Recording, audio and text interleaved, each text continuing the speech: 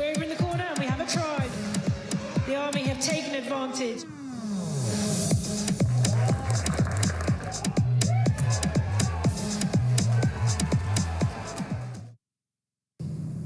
Hello, good evening and welcome to Aldershot for the second week of action in this year's Inter-Services Under-23 Rugby Championships. I'm Kath Brazier and tonight we're bringing you live coverage of the British Army up against the Royal Air Force. In a ferocious battle on the south coast last week, the defending champions, the Royal Navy, got their tournament off to a winning start with victory over the Army.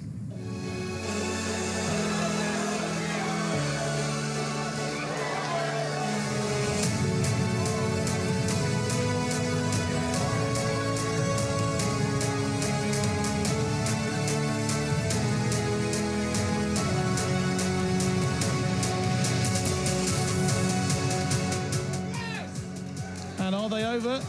Yes, they are.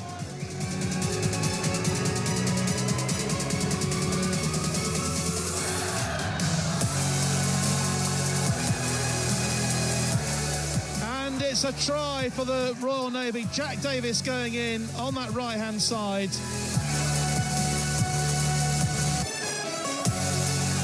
No, and it's all kicked off now, John. And a yellow card. A red, it's a red card.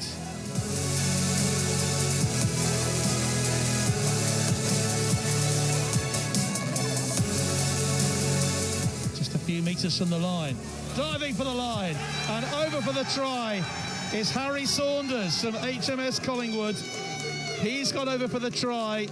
And is that the try that's going to give this game to the Navy? I think that's got to be John, to be fair.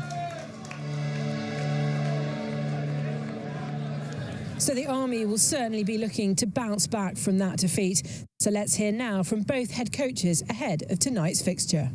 So I'm Flight Lieutenant James Henriette, head coach here for the Hawks. So the combination of our under-23s and our over-23s as was, we've now sort of combined under one academy banner.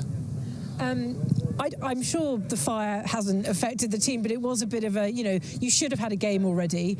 So it feels a bit weird that, this is your first foray into the tournament, even though we're almost 2 weeks into it. So how did that affect, and then what's the mindset going into this game? So yeah, naturally something like that's going to affect our players, but to be fair to this group, they got on with it. We parked it on Saturday when we came into camp. We just said, that was last week, we'll focus on the Navy when we play them next week at Hazelwood.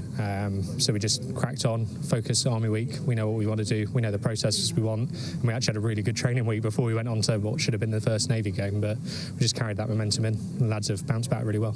I mean, is there any advantage to the fact that you would have watched last week's game and seen both your opposition in a very tough competition against each other? Yeah, I think it offers us a bit of an advantage that we've seen both teams play. It was a great game, a really physical game. I think we look back at last year compared to this year a little bit, but we tried to focus on the lads and them understanding it's about them tonight. It's about how we play our style of rugby and leaving that mark in the shirt. You came away with a very good win against the Army last year, so something to build on, but I know that the team, given the nature of being under 23, changes a lot, but can you take a lot from last year, do you think? I think it breaks a stigma that the Army are this big red team that we can't beat. And as the RAF, I think we're always seen as the underdogs, but we proved last year in awful conditions, and hopefully tonight is a bit better that we can beat them and we can front up when we want to. I think I've worked hard over the last 2 years to get away from we're the smaller service and we're the junior service, and now that we have a place at IS, and we will fight for it and we will be out there and we'll be dominant as much as we can. Okay, James, good luck and thanks for speaking to us. Thank you very much. Major Garsley Jones, and head coach of the Army under-23s. Difficult week last week because I thought both teams played really well. It was a real battle on the south coast. How do you come back from a game like that was so close? Yeah, it's been a bit. Monday we had to resync, get our minds back into the game. The team are very good, so we've come together quite quickly. But ultimately we've got to park at the one side and then refocus on the RAF. Do you think discipline was an issue, or are you sort of not too fussed with how your team performed last week? No, I don't think discipline was. It was more intelligence. I think we didn't play in the right areas. We didn't paint the right pictures. And I think that's what caught us out, really. I think it's more intelligence than discipline. And do you change anything going into this week against the RAF? And does it help having 2 games back-to-back? Definitely, I think without the gap will suit us better because we've stayed together now ultimately for a long bit. with regard to changing, I think we're too far into the season now to really change, and I wouldn't want to panic. You know, the boys do well and we perform well, and then we'll just see what happens at the end of the day. Okay, well, good luck and thanks for speaking to us. Thank you very much. Now, this fixture in Aldershot last year was shrouded in fog, literally. So keeping his fingers crossed for clear skies tonight is your commentator, Julian Evans. Thank you, Catherine, and assembled guests. Yes, we are at the Army Rugby Stadium in Aldershot, nestled in that north part of Hampshire. Everybody has got either warm hats on or thick coats on because it's that kind of evening. Kath mentioned there the fog of last year, or a few years ago, no fog this year. I would say that conditions are ripe for a fantastic game of rugby. The wingers might have cold hands, but somebody that can tell us a little bit more about that is our guest, Lieutenant Owen Salmon. Owen, welcome along. Thanks for joining me here in the. I was going to say commentary position. It's not a commentary box. We're like a pair of naughty schoolboys, sort of tucked in amongst the gathered crowd here, aren't we? But talking conditions-wise, it looks perfect for a game of rugby tonight. Yeah, very much so. It's a clear evening. There's not a breath of wind in the air. The pitch conditions look fantastic. So hopefully we'll get a good running game of rugby. We did say about the conditions. You are wrapped up as if you're part of the North Atlantic convoy from the Second World War. You've got a number of layers on. What's the secret? You'll know, you've been at sea. What's the secret to keeping warm in these chilly conditions? Yeah, it's definitely the layering system. I've got a good quality T-shirt, a couple of jumpers and 2 coats. And for somebody with my hairstyle, a nice warm woolly hat. The reflection on the hairstyle there it's thinning, should we say? Yeah. I'm hanging on to it. He's hanging on to it. Aren't we all at this day and age? Look, you've probably got a little bit of rum in there as well to keep you going. A little snifter. That's for later on. That's for later on. So here we are then. This is game 2 in the Inter-Services Rugby. Last week, ill discipline cost the Army, do you think? Because they had a smattering of cards. Shall I say no? A whole handful of cards, a sack full of cards, because was it 7 yellows and 1 red? Yeah, that's correct. It wasn't a great day from a discipline perspective for the Army. It was quite a ferocious game, very, very physical, and the referee was refereeing that breakdown area quite hard, and the Army just ended up falling foul in the end. Well, look, they'll want to address that today, and I'm sure their head coach, Gareth Slade-Jones, will be telling the boys today, look, keep your discipline, and you never know. Although we lost the opening game, a good win tonight against the Royal Air Force, tonight's visitors, you're back in the hunt for the trophy. Yeah, again, that will come down to points difference, I think, and one of those mathematical equations. But it'll be great to see what happens out here tonight. Both sides will be going at it. The Army were really physical and brought a great game to the Navy last week down at Burnaby Road, and it'll be exactly the same out here as well. And I know the RAF are really up for this game, so I'm hoping for a really great spectacle of rugby. Well, look, you mentioned there the two teams. Shall we have a little look through them? Let's have a glance at the players that we've got out here this evening who are going to be battling. It's the Army under-23s against the RAF 23s. So Ryan Eastley is going to be propping for the Army. He's called Baby Beastly because his dad, Mark, is the head coach for the Masters. So that's a nice connection for them. George Cohen, their skipper, he's the son of former Army fly-half. Now, did you play against his dad, Dan? Was he before your time? Did you play against Dan?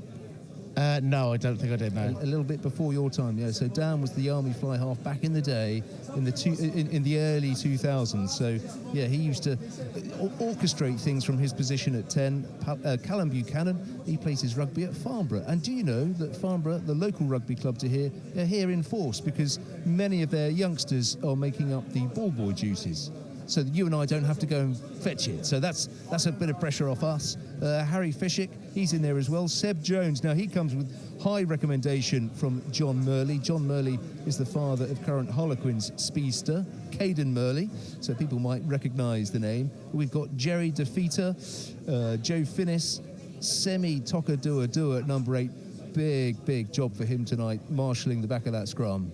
Yeah, he was a big threat against the Navy last week. Big ball carrier, likes to pick up from the base and run hard, and you'll also see him popping up in midfield as well. So yeah, definitely a big threat for the RAF tonight.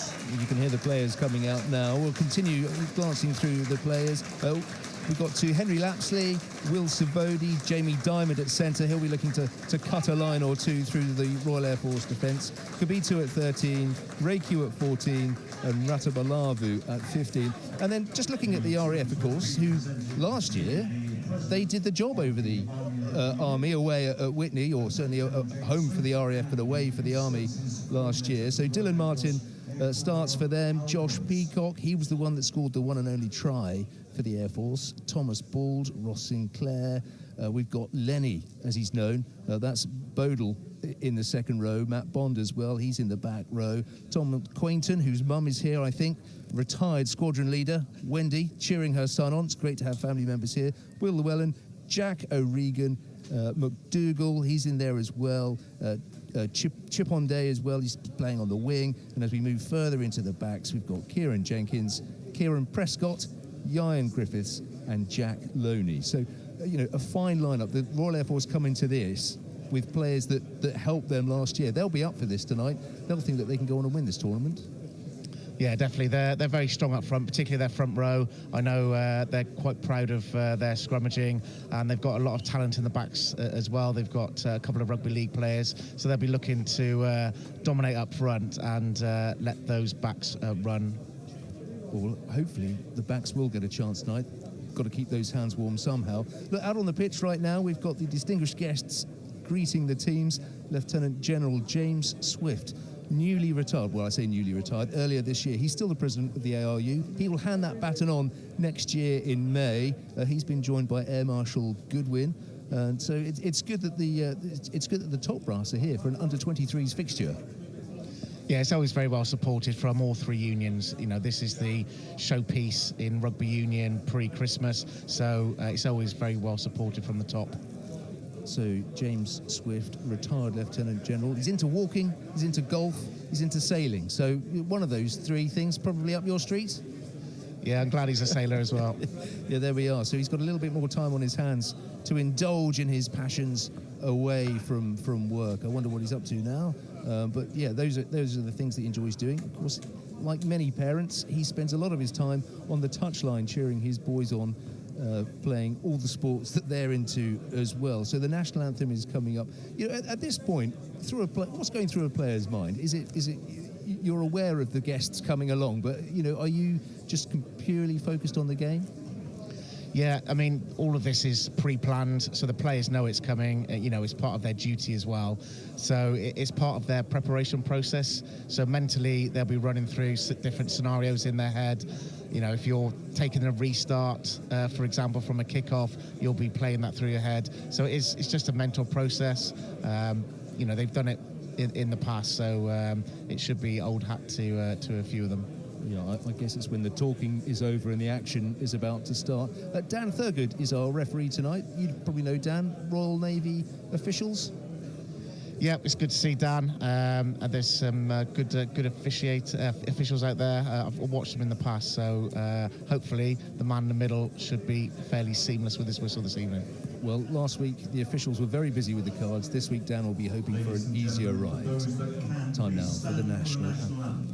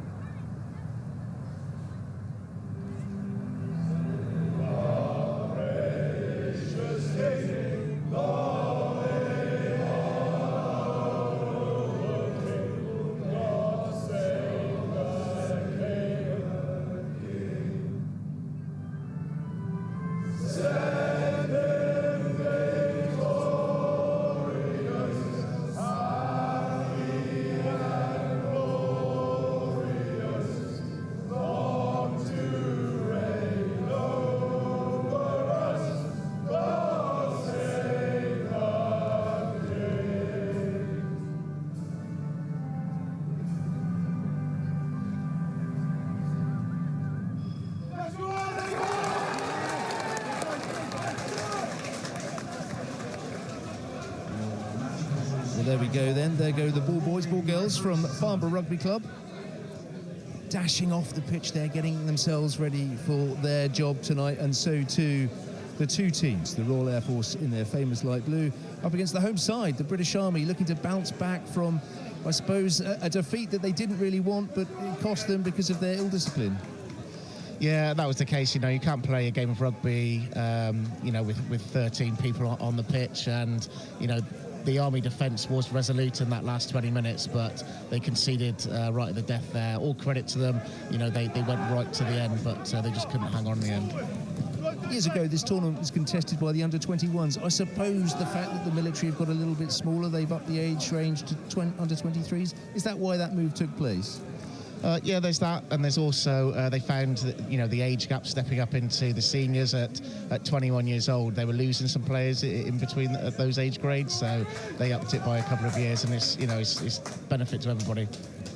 Well, look, the Royal Air Force haven't won this since 2006. The year before, a rather contentious try by Ryan Grant won it for the Army, and those with a good memory will know that Ryan Grant used to play for Scotland, and he also was capped by the British and Irish Lions. So in those intervening years, since 2006, the Army have won it 8 times, and the Royal Navy, who have had a fantastic run in the tournament, I think it was 4 successive titles that they won, have won it 7 times. So victory for the Royal Navy overall this year will see them catch up with the Army. But tonight, it's all about the light blues, not the dark blues, and they are about to kick off as Dan Thurgood checks with his fellow officials, and the RAF get us underway.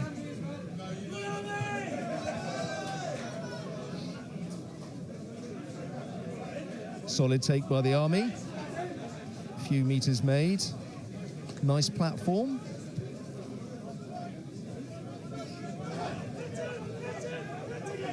Nice catch as well. That would settle the nerves. But here come the pack, shunting them backwards. Oh, well, we mentioned ill discipline. Yeah, that was a great exit and kick chase by the Army there. They gave the RAF fullback no option. There weren't enough supporters around him to clear him out, and he's given the penalty away for holding on.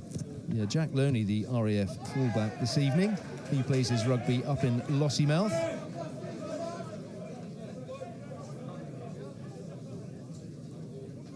So we talk about platforms here. The Royal Air Force just muttering with each other what the throw's going to be.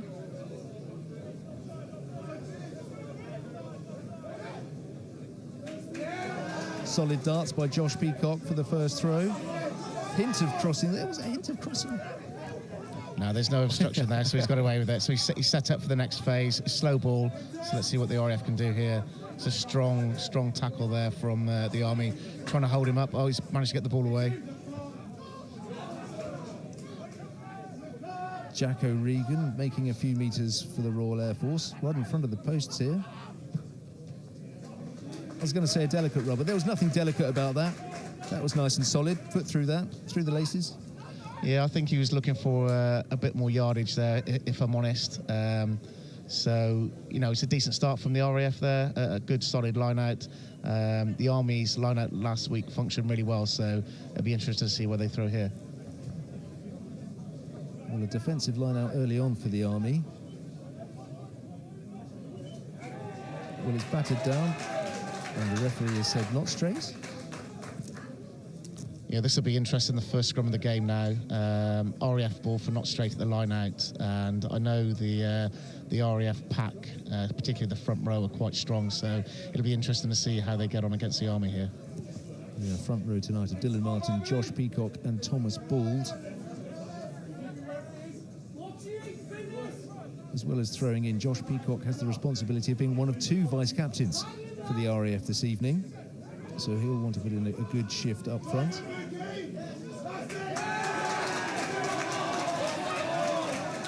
And some argy-bargy, not happy with something. I don't think it's the aftershave, but the Army must remember, discipline, fellas. Well, the Royal Air Force would be delighted that that went their way. Yeah, they're under a lot of pressure there. The Army certainly went for that scrum. I think he's got him for going around the side, the loose head going around the outside of the tight head there. See, this is why you're here. That's the sort of little gem of information that you would pick up, would completely pass me by. That's my minimal knowledge of scrummaging. Kieran Jenkins then lining up the first kick off the tee. Of course, it was his penalty last year that guided the Royal Air Force to that narrow 8-7 win over the Army at a very soggy Witney in Oxfordshire. Straight through the uprights, and we are away. Army 0, Royal Air Force 3. Yeah, that's a great strike as well. That'll be a good settler for the RAF. They've had most of the play in the Army half so far, so it'll be interesting to see if they can exit from this kickoff.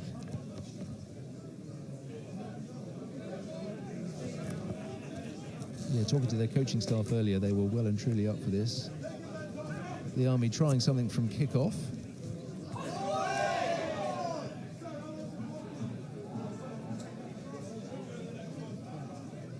Slight slip out there. The conditions aren't too slippy, despite a month's worth of rain a few weeks ago, crammed into a few days. The pitches here in Aldershot has held up pretty well. The kick chase is on. A little bit too much time. And now the Army get a chance to show what their backs can do. There goes young Diamond, blasting his way through the middle, but looked to be a knock-on there. But yeah, he just tried to offload that in the tackle, and it was knocked on by the supporting player. A turnover ball for the Royal Air Force. Looks like the officials are playing advantage from that knock-on. Oh, he's done well there. Henry Lapsley, sort of a stockier kind of fly half.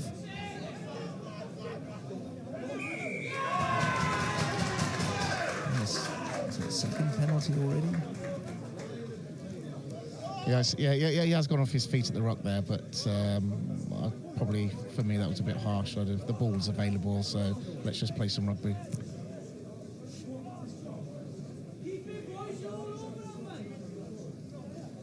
Measured kick coming up. Jenkins is a specialist with the boot. Plenty of yardage. Oh, not as much as I thought. But he gets his side over the halfway line. Another platform for them to attack. And of course, every time you enter your opposition half, you want to at least come away with something. Penalty, try.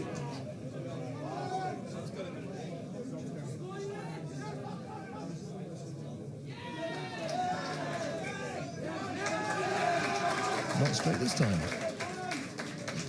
Is there a breeze out there? I don't know. Is it pressure, nerves? What's the situation there then? We've had two relatively benign situations that have the ball hasn't quite gone straight. Yeah, it's the inter-services. There's always a bit of pressure.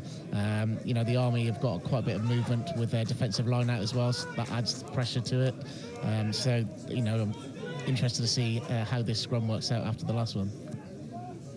Yeah, the Army desperate, of course, not to give away a penalty here and to make amends for the first one that went awry.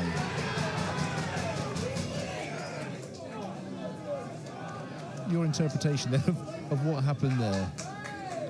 Both teams pushed really hard and the ref's going to reset it. Excellently put.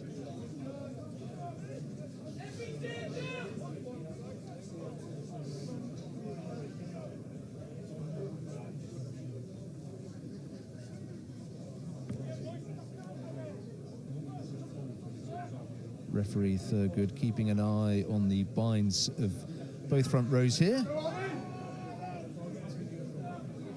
The Army have held firm. Objective number one complete. A run up the midfield. That's great yardage, good leg pumping.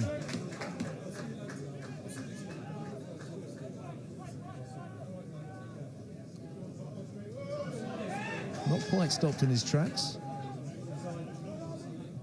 Desperate to get across that gain line.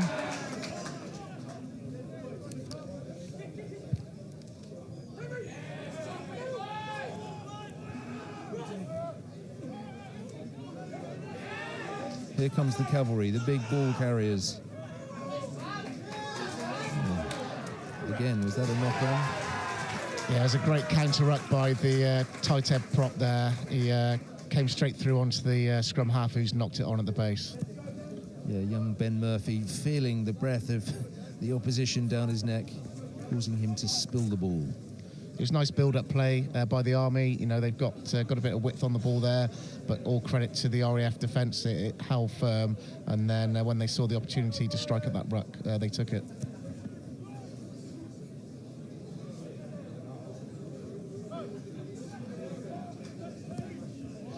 One of the old boys of this team, Jack O'Regan, putting the ball in for the RAF, his third season of under-23 rugby.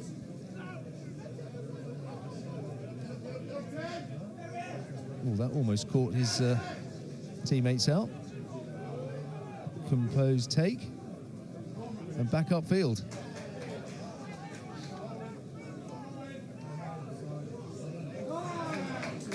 Nice tight passing at close quarters.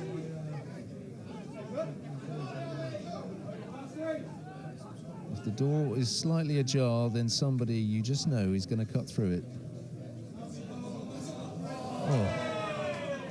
A missed pass of several players and missed its eventual target. Yeah, a nice flat pass there, looking to hit the winger in space. Unfortunately, just knocked it on there, slightly overrunning it. The RAF have kicked almost down the middle of the park so far, and I'm sure the coaching staff would be looking to kick down the channels and not give the Army options in midfield to run it back. Well, with young Jenkins operating at centre, he's a specialist when it comes to those foraging kicks. He loves a decent 50-22, does young Kieran. Yeah, he got put under pressure there, though, by the Army defence. They did really well to get up and close him down.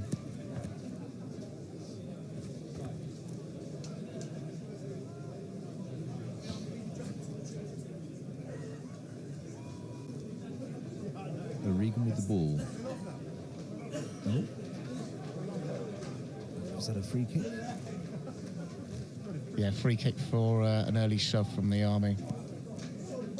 See, the mind games are being won by the Royal Air Force already. The Army know that they're struggling slightly at scrum time. That won't help them.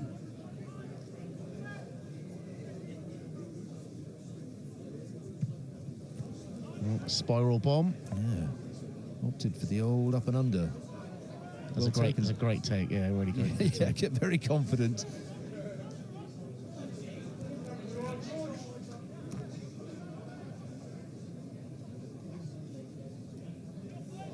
The support not quite there for the Army. Somehow they're keeping the move going. Yeah, referee thought about blowing his whistle there. Yeah, I thought so too. But benefit of the doubt given to Tokaduadua.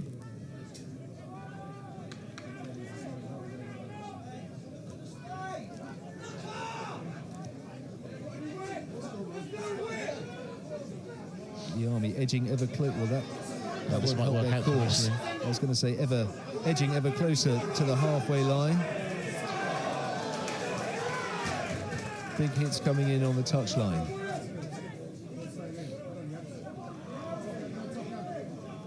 Dav Davita again taking the ball forward for the men in red.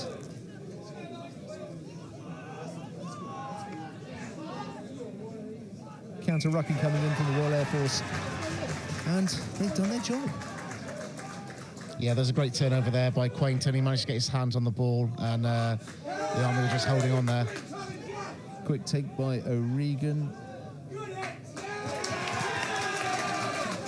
Well, that could be a collector's item, because that's a penalty to the Army. Yeah, that was an exact reverse of the penalty just given away by the Army. Did O'Regan just decide to go by himself then? Was that something that they would have spoken about? Because I think he caught his teammates a little bit cold there. They weren't quite with him. Yeah, sometimes scrum halves have a bit of a hot head and they think they can take the world on. That really isn't like a scrum half, surely.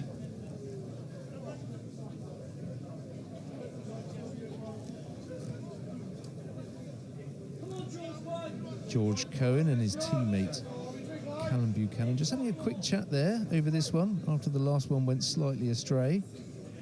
That's better.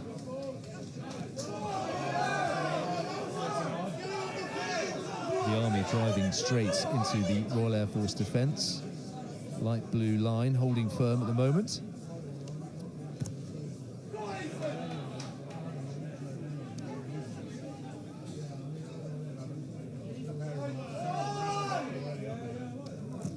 Yeah, the Army going to the power game here, hitting those short runners.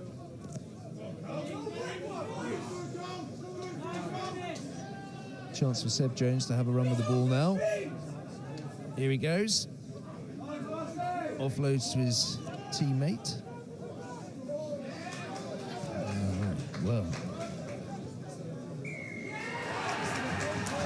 It all became rather ugly there. Yeah, so I think the Army initially were a bit light at the ruck to try and clear that one out. RAF managed to counter ruck, and then there was some hands in the ruck from the Army, which led to the penalty. Both teams going into the sort of the physical area, perhaps in ones, whereas they're not operating in the pods that we're sort of more accustomed to. Yeah, I think they're just both teams are still growing into the game, I think, and it's they're still finding each other out. I'm sure there was a name on that ball. There we go again. Skipper Cohen asking the question. Yeah, that was 100% a penalty from the Army 6 there. And in fact, the referee's assistant is coming in just to have a little bit of a chat to explain why, what, and what happens next.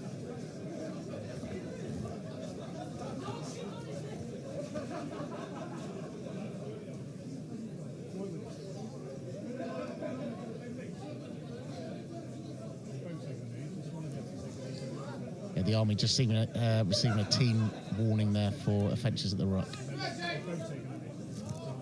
Well, they have been mounting.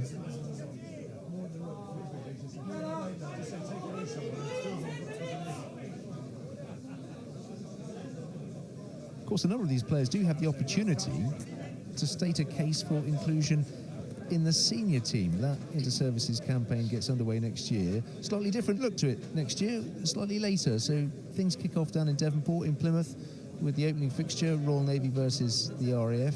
Then it's Army Navy, and then after that, the decider is Army RAF. Yeah, slightly different format, as you said, this year. Did I get that right? Yeah, you got that right. Yeah, yeah. Some internal politics has led to that decision. Of course, the inter-services has such sway now that, and so many top players from the women's tournament and of course the senior tournament, that there's a clamouring for bigger venues. So you've got Plymouth Albion, but you've also got Gloucester back to Kingsholm. So I suppose availability on pitches comes into it as well. Yeah, very much so. Plus the counties are also looking to play. They start their tournaments at that time of year as well. So trying to cram it into a very busy fixture list can be difficult. Yeah, it's sort of where amateur rugby meets professional rugby. The good thing about Kingsholm is that the groundsman only has to get his hoover out and not the lawnmower.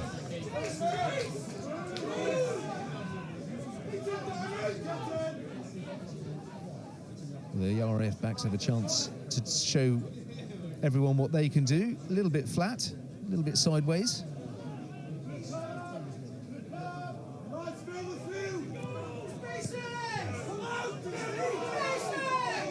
Army are quite narrow here in defence, so they can move the ball quickly.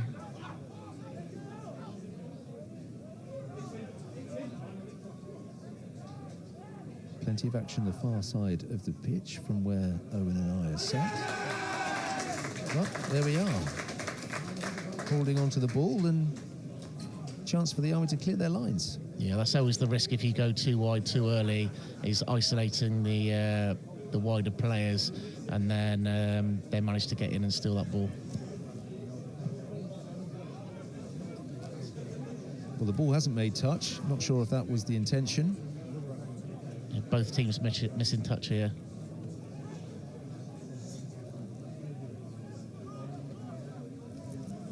The RAF only committed one to that ruck.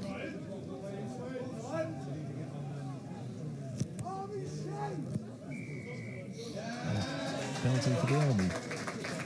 I'm not a guessing man, but a kick deep into RAF territory for a line out. Yeah, you would think so. They'd be looking to get into the 22 here, which will give them a great platform to attack from. Well, there we are. Is it bang on the 22? Just outside the 22. There we are. Oh, he's still walking, actually. Oh, dear. It was about 7 metres, 8 metres from the 22. I think he's trying to keep warm. Yeah. And who can blame him? In fact, that might be the thermometer you can see on the far side of the touchline there, the scoreboard, 0-3. That might somewhere be the thermometer. Yeah, the RAF put some great pressure on the Army line out there and managed to nick it at the front. Good evening to Kevin Lewis. He's watching us either on Facebook or YouTube, and he said the weather is different to last year. You're not wrong there, Kevin. Last year was a real pea super. Another knock-on from the Army. Turnover ball. Yeah, the winger just carried into contact, two upright, and he managed to refit away.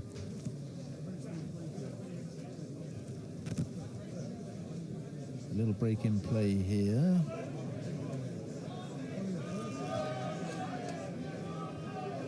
As the players assess their efforts so far in this fixture. Ricky Reeves, former Premiership player with Wasps, is the Army forwards coach. He's watching on at the moment. I wonder what his thoughts are. Yeah, it's a difficult one for coaches, I think, because neither team have really, doesn't feel like they've got into the game. No one's had a really prolonged period of attacking yet.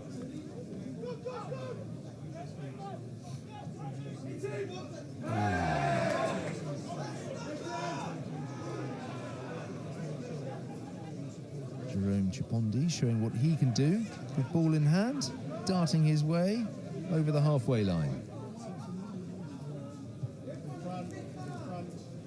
Bounced nicely into the arms. Oh. Now they need to put some pressure on the receiver here.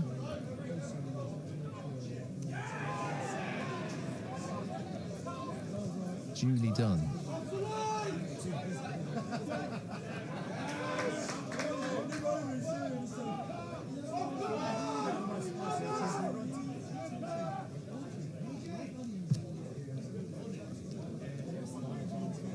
Jenkins fires one deep.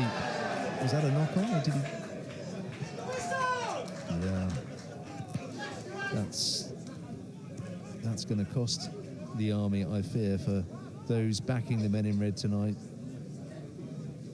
Yeah, that was a steeper, and it was a pre-called move there, and nobody wants to be a winger or fullback on conditions like this tonight.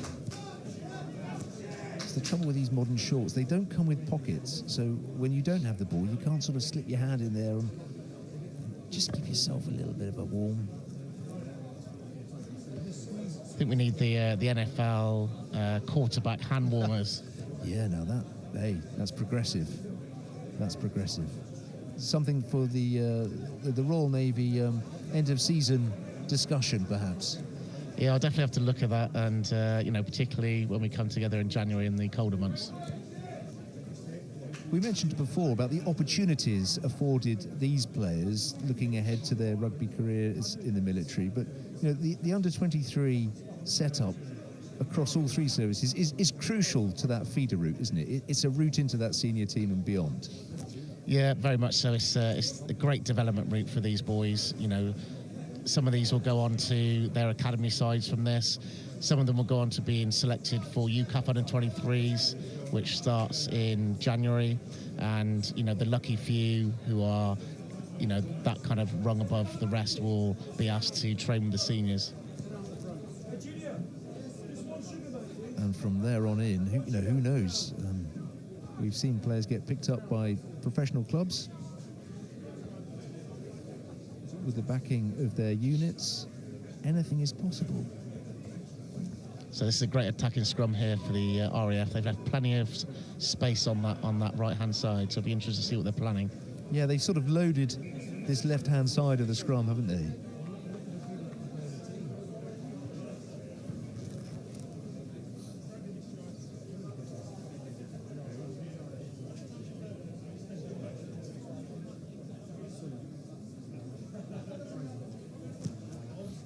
calling for the reset.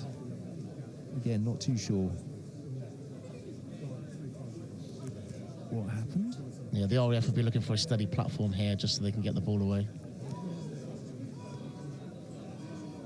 21 minutes in, I mean, you're not thinking of a drop goal in this situation?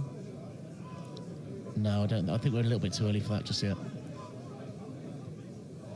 Oh, acres of space. Oh, couldn't quite gather the ball, but still.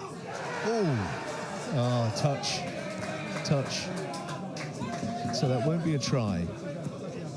I think at least 3 of the Air Force players had a go at getting that across the line. Yeah, the bounce of the rugby ball unfortunately beat them to it, but you know, the space was there. You know, he took it to the line, nice little grubber in behind, and you know, the goal line was there. It just needed one of the RAF just to grab hold of it and dive over. Yeah, Chimpondi did his best to sort of almost dribble it across, but it wouldn't fall kindly for him. As you say, the bounce of that egg, it just didn't go his way. Big throw for the Army here.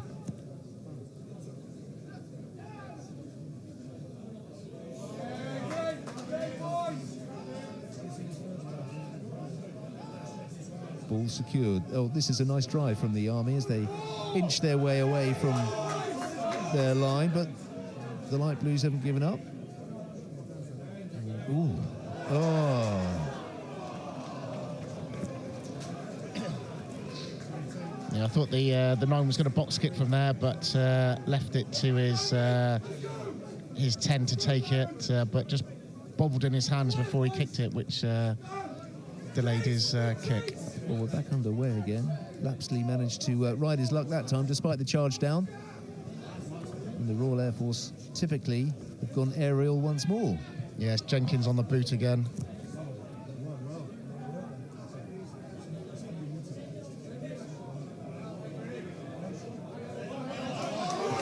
Dancing feet, evading would-be tacklers. Yeah, the game's opening up a bit more now, which is making it a bit more exciting.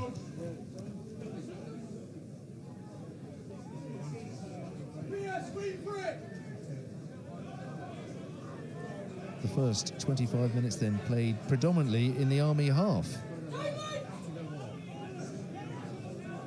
Both sides chasing the first try of this Inter-Services Under-23 fixture.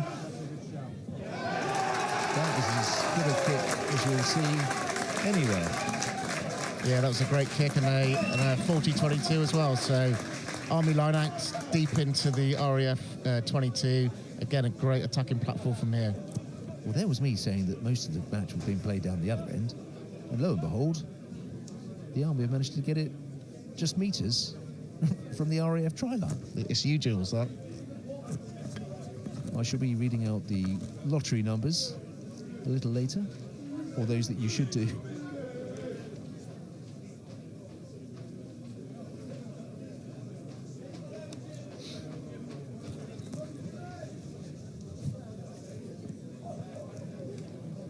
So who is that that's taken the knee? Just trying to... Must have taken a knock earlier on.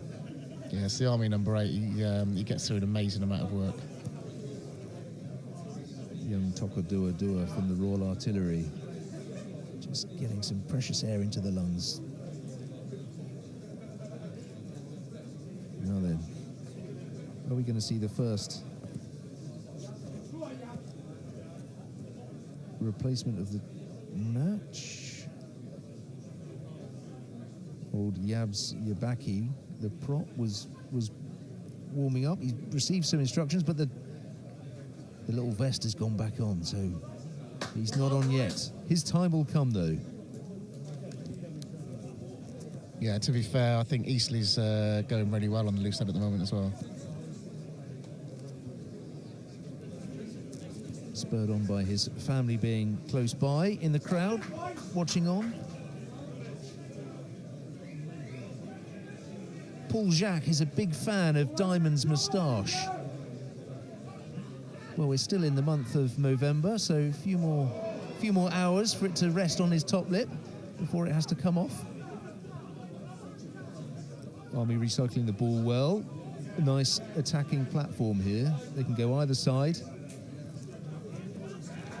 Yeah, it wasn't a clean line-up, but they've managed to retain the ball and they're attacking around the fringes. Penalty advantage to the Army. So free shot for the Army. Still it falls kindly for them as they're gaining ground ever closer. There's an overlap here if they were to use it. I think that was short. Yes, I think the referee might agree with me, but there was an overlap. Yeah, there's a chance squandered. Yeah, there's an opportunity out wide there. It's a shame. He tried to step back inside, but just failed to make that final yard. But still go back for a penalty to the Army. Yeah, Peter Raku must be. It's difficult to say fuming in this sort of situation, but disappointed at least with those inside him that the ball didn't come his way. But chance to go again. Seb Jones, the tall frame of the second row.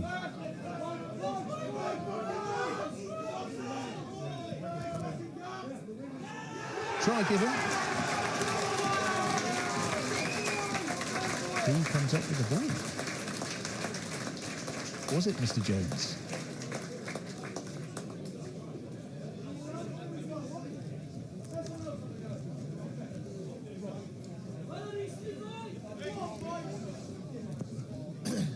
Yeah, I believe that was Eastleigh. A great, powerful drive around the edge of the rock there, and I'm sure later on in the bar this evening it'll be running in from 20 metres out. Yeah, they're always the best ones, those. Well done, Baby Beasley. Put your side in front. 5-3 with the conversion to come. See what young Henry Lapsley can do here.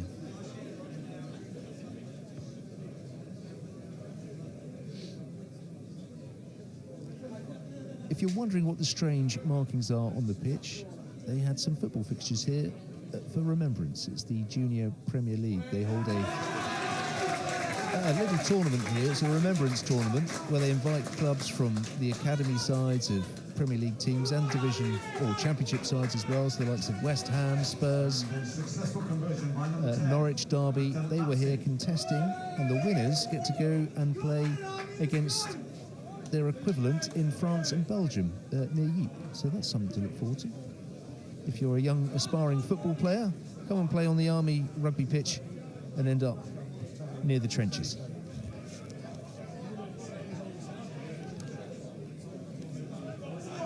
Nice take by Diamond. He with the hirsute top lip. There's a fine ball carry by their skipper, George Cohen, doing his best to lead his side from the front.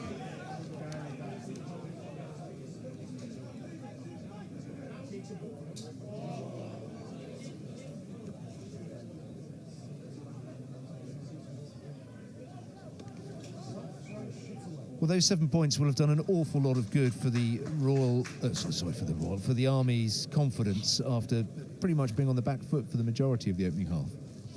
Yeah, it's good. That's the first time they've been into their 22 and they've come away with 7 points, which is huge for the Army. They'll get plenty of confidence from that as well now. So looking to close out this half with 10 minutes to go. Yeah, fair play to the Army.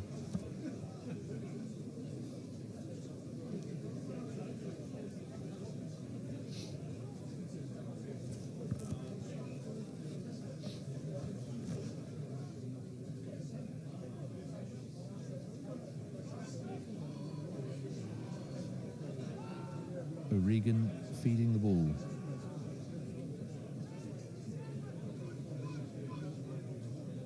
Slight delay on that pass.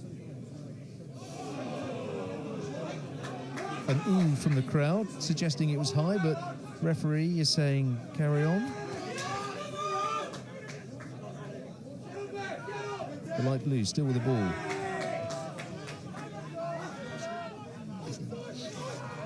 Some great line speed there by the Army, just closing that attack down, which means Jenkins has gone back to the boot. Well, they always say don't let the ball bounce, but young Will Savodi there, maybe he heard the referee's whistle. He's reaching for, oh dear, are we going to see the first the first sin bin of the night. Did the referee reach for his pocket? Or is this just another talking to?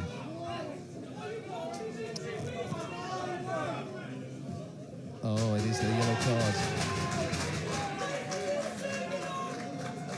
Now, I know that Owen Salmon is a household name for you, but unfortunately, these players aren't to me. So I don't know who that is that's going to have 10 minutes out until he turns around and shows us his number.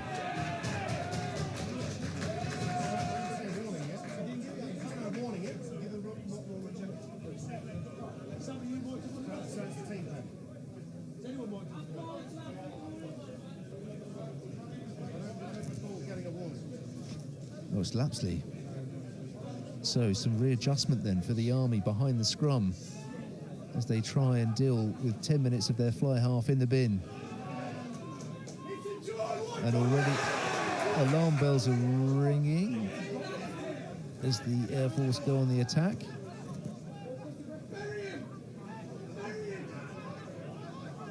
As the hits keep coming in.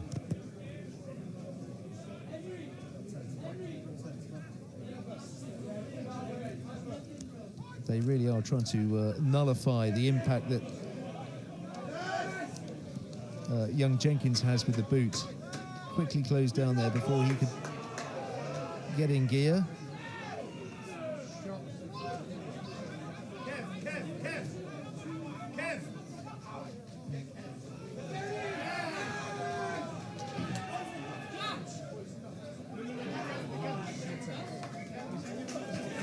O'Regan trying something cheeky, but that's because he knew there was a penalty coming. Army offside. Yeah, a little bit more ill-discipline creeping into the Army game there, but, you know, their defence is holding firm. They're putting some great shots in, and let's be honest, they're used to defending with 13 men on the field. So, you know, again, a good defensive set there, just got caught out with the offside. Well, they do say don't follow a positive with a negative, and they've slightly fallen into that trap here because successive penalties have seen their fly half go to the sin bin, and now they're going to leak further points as Jenkins lines up. For him, I'm sure, a relatively straightforward kick off the tee.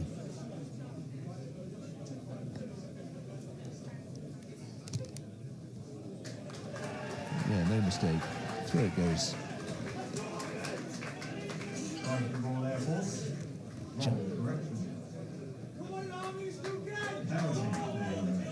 So just the 1 point in it now, 7 points to 6 to the home side.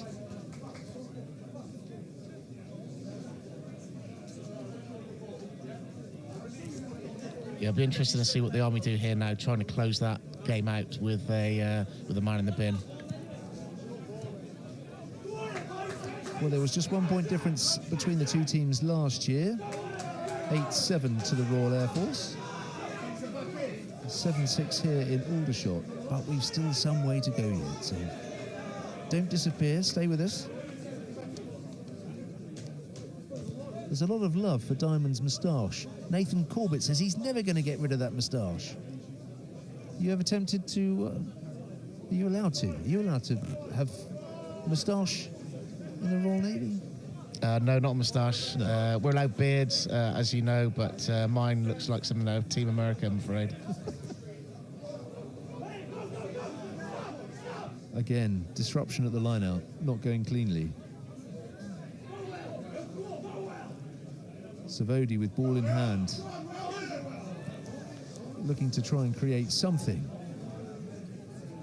Yeah, there's a few times the Army have tried that offload in the tackle. They've dropped a couple, knocked a few on, and he's just thrown an interception there.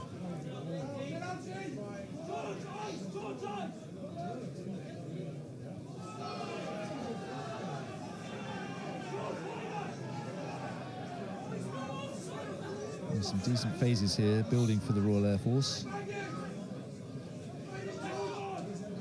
Inside pass, outside pass.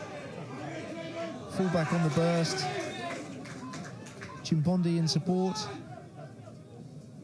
Forwards and backs combining nicely, but is the referee? Is he playing advantage? Yeah, I think he's got him for a back foot offside in midfield there. But it was a nice little break by the RAF, ball out the back to the 13. He took it to the line and just put the fullback away. So, yeah, unfortunate for the RAF there, but at least they've got the penalty.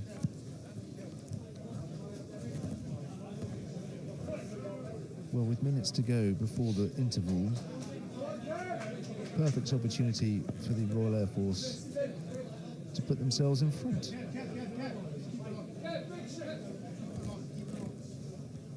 All the points coming from the boot of Jenkins.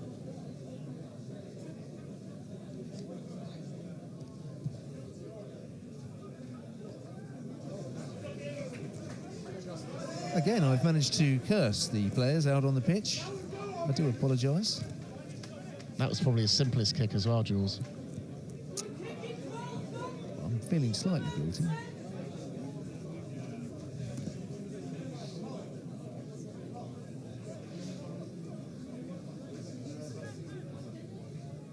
Let's see if the Army can dig themselves out of this temporary hole that they found themselves in.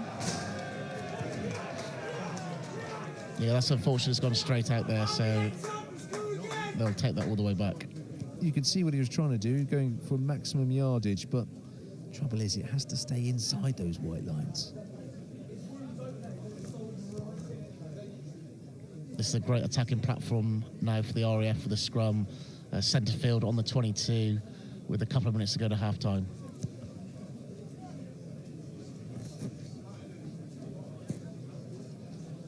Yeah, fly half Keir McDougall just talking to his players left and right, briefing them of what the move is going to be, something that they will have worked on the training ground. Yeah, difficult to defend this from a back's perspective with the man in the bin. RAF want quick ball here. So a little bit of pressure on Tokadua to get away from the scrum at number 8 quickly, which is a race to the line, to the ball.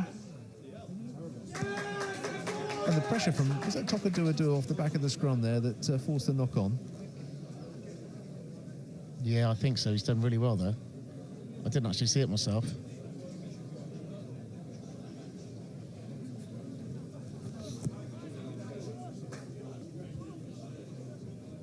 Actually, it may have been Dav DeVita, who got there first. But fair play to the Army back row. All mans to the pumps, or all hands to the pumps.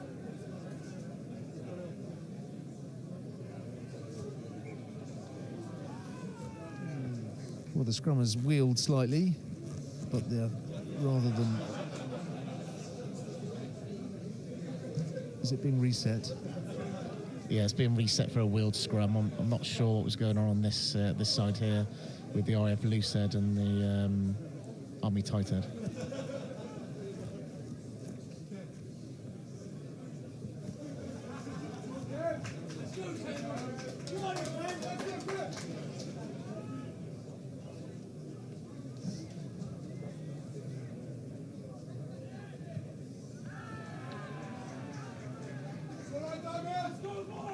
Slightly hacked away, but I think the Army will be content with that for now.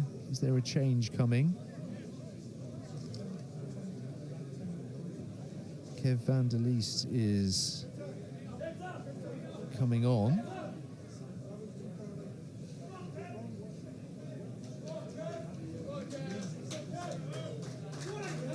And Reiki is coming off. I don't know if that's injury or... I mean, he ran off. Doesn't suggest injury, but who knows? Yeah, I've not seen him in any sort of collision or anything like that, so it looks like a tactical replacement.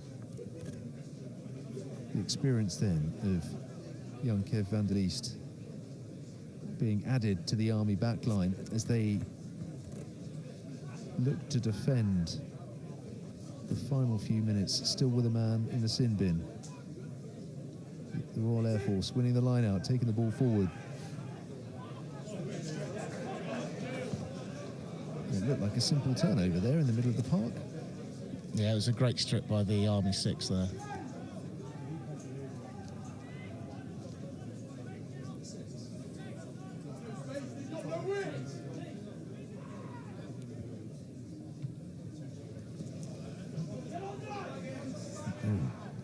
takes it on. Well, he was gifted the opportunity to take that cleanly because the Army chaser seemed to slip as he closed in on him. So, but a penalty anyway.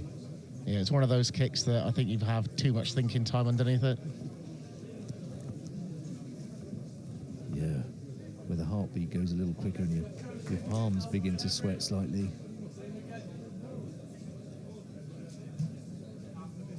Mind you, sweat on a night like this must be a rare thing. Certainly not up here, Jules.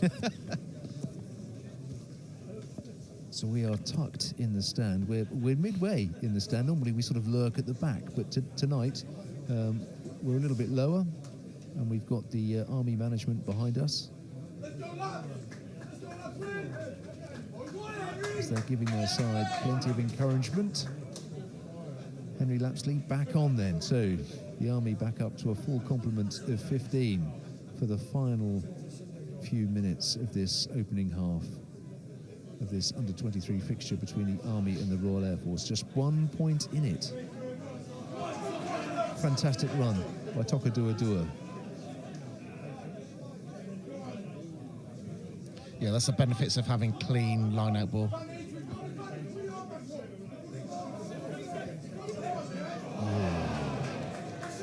Well, Van der Leest was... maybe his hands are cold, he's just come on, but that is half-time, so a narrow 7-16. But if you didn't catch the action from last week, as the Royal Navy beat the Army 15 points to 10 in Portsmouth, we've got a little treat for you now, because you can catch all the highlights as we take a little 10-minute break. See you afterwards.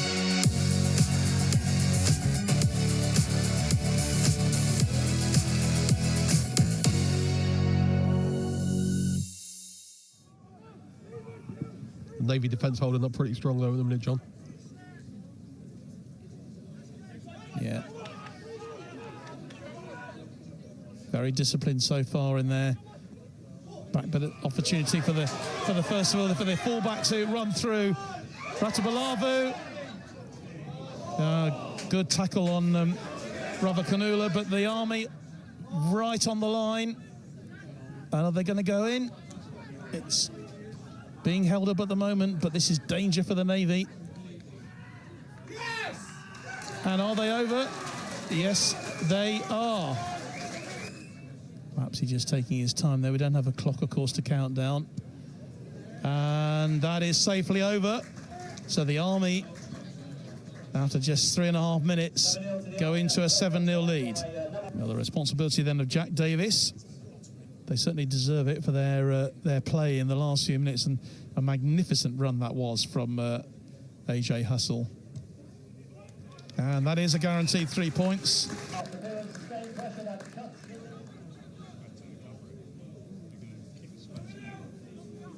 Going for the kick. Underneath it is Jack Davis, and Davis picks it up brilliantly, and he's going to go and score in the corner. And it's a try for the Royal Navy. Jack Davis going in on that right-hand side. Well, it was a brilliant bit of play from them when the Army are still down to 13 men. Yeah, it gives the coaches a chance to have some input as well into what they're seeing, with enough experience for both sides for those guys to feed. And it's a good kick.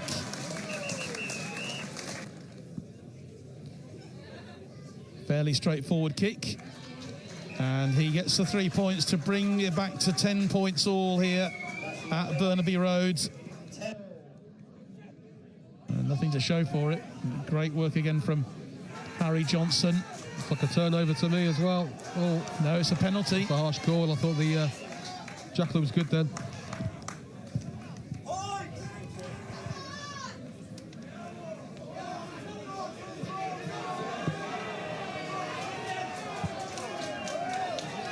No, and it's all kicked off now, John.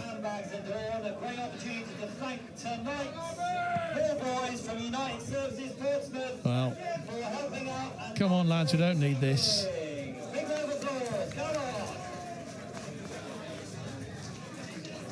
There's a few hands flying about there. I'll be keen to see what the referee's going to do.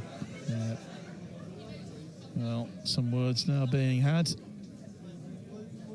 And a yellow card. A red. It's a red card. So Second yellow for the back row, number 6. Yeah. Oh, it's the number 6, isn't it? Yeah. In fact, it's Dav DeVita who has been shown a red. Another one for the Army. Well, and Trooper Tabs Tabua, who's only just come on the field, really. He's been yellow carded as 16 Navy as well. Yep. Goldsmith has gone off for 4-3 Commando. Wide to the left. Fullback Goodwin going in. But the Army holding them up. This time it's Hassel.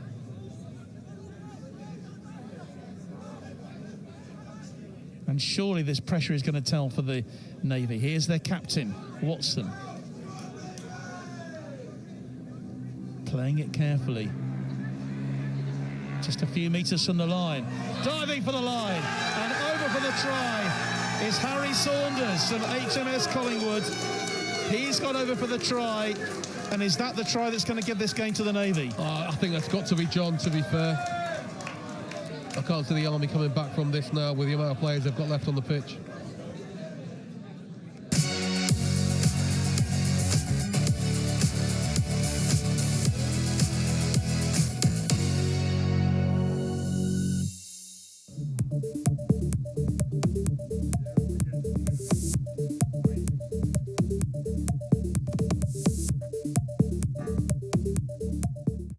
Taylor and his teammates became the most successful British four-man bobsleigh team in history earlier this year. They finished the World Cup season with a silver and secured the first men's overall medal since 1995. We had a new guy join the sled, so Aaron Gulliver. So it was actually last year, first race in Whistler. It was myself, Brad and Greg, who had been in the team now for the last few years. And Aaron came onto the sled and we were like, do you know what? He's a rookie on the sled. We'll see what we can do. We're not really expecting to be where we wanted to be, but he came on and absolutely blew it out of the park straight away. So yeah, from there, we've just grown as athletes in our pushing ability. Brad in his pushing and in his driving. And now having Graham Richardson on board with the UK Sport Funding, so he's now our full-time manager. So he manages all the stuff in the background, which we used to do. So the booking the flights, the accommodation, the race fees, that's all done by him. So it now allows us to focus solely on being athletes. And I think that's been quite a big driver in us being able to perform the way we've been performing. The off-season, though, has been plagued by injuries. Most notably, pilot Brad Hall underwent surgery on his back. Brad's been struggling with injuries for quite a few years, but he had a bit of a protruding disc, so he took the decision to have that operated on. So he had part of his disc removed, which has then meant, because he is our main, the pilot for our team, unfortunately as brakeman, it then means that we can't slide. But as the Games is in 2026, for injuries to happen, there's never a good time for injuries, but this is the sort of better time for it because it allows everyone to heal properly, and then ultimately that end game is 2026, so we'd rather take the hit now. We've had Greg, who basically almost ruptured his hamstring, so him doing that has then meant that we wouldn't have been able to go away anyway with him on the back. Aaron, the new guy that's joined, he's had a couple of operations as well. So, and myself, I've been dealing with a few back injuries. So as a whole team, we've been pretty injury riddled of injuries this summer, but like I said, the time to do it is now, so it's allowing everyone to recuperate, rehab, and come back sort of stronger, like you touched on. We would normally be away right now. But yeah, we've missed the first race of the season in China. We'll miss the second race, which is in Le Plan in France. Hopefully we'll get to the third race in Eagles. We're not going to be fighting fit there because Brad is still rehabbing, so he'll either be sat in or just doing a few steps and trying it off. But for us, the World Champs happens every year, so in February, that's our main goal of this year, and then obviously the long-term goal is Milan in 26. So the quartet are now ready to join the World Cup circuit, which is currently headed to Europe. I think in the World Cups leading up to the World Champs, that's still going to be very we're going to be seeing how a team gets on, how Brad is, how the lads are pushing. But I think by the time World Champs come around, yes, we would have missed out on a few races and we won't have accrued as many points as we would have liked to give ourselves an optimal starting position. But I feel like by the time the World Champs come around, we should all be fighting fit, and a podium is definitely up for grabs there. I mean, we've performed very well in Winterberg for the last couple of years. Brad knows how to drive it. We know how to push there. So I have no doubt that when it comes around, we'll be fighting for podium points there. Taylor has been with the GB setup since 2019, but it already feels like he's a very experienced campaigner. Off the back of such a standout season, he was named Royal Navy and UK Armed Forces Sportsman of the Year. I can't thank the military enough, as well as the Navy and the Marines, for supporting me through this sort of sporting career and this journey. Obviously, you've got the inter-services every year, so I still try and get to that and help out in the bobsleigh specific world as well. But I went back earlier in the summer and completed a couple of SSQs. So I'm still trying to progress my military career as well as my sporting career. But I still get messages from people that are sort of full-time serving within the Royal Marines as well, supporting what I'm doing, and I try and give back where I can when I can. So yeah, to have the support of both the military and the dual career is obviously a very fortunate position to be in. To be recognised by the Navy and the wider UK Armed Forces as well for both Sports of the Year and UCAF is obviously huge, and being able to actually go to the UCAF Sports Awards was amazing. So yeah, being recognised by the military outside of sort of being a soldier and in that sports world is probably up there with some of the best awards I've had so far, and obviously a huge good luck to obviously all the UK Armed Forces personnel that are going to the UCAF, because it's going to be good and I will definitely be watching. A proud Royal Marine Commando, and equally as proud to be an Olympian. You get the feeling Taylor Lawrence and his team are always pushing for more.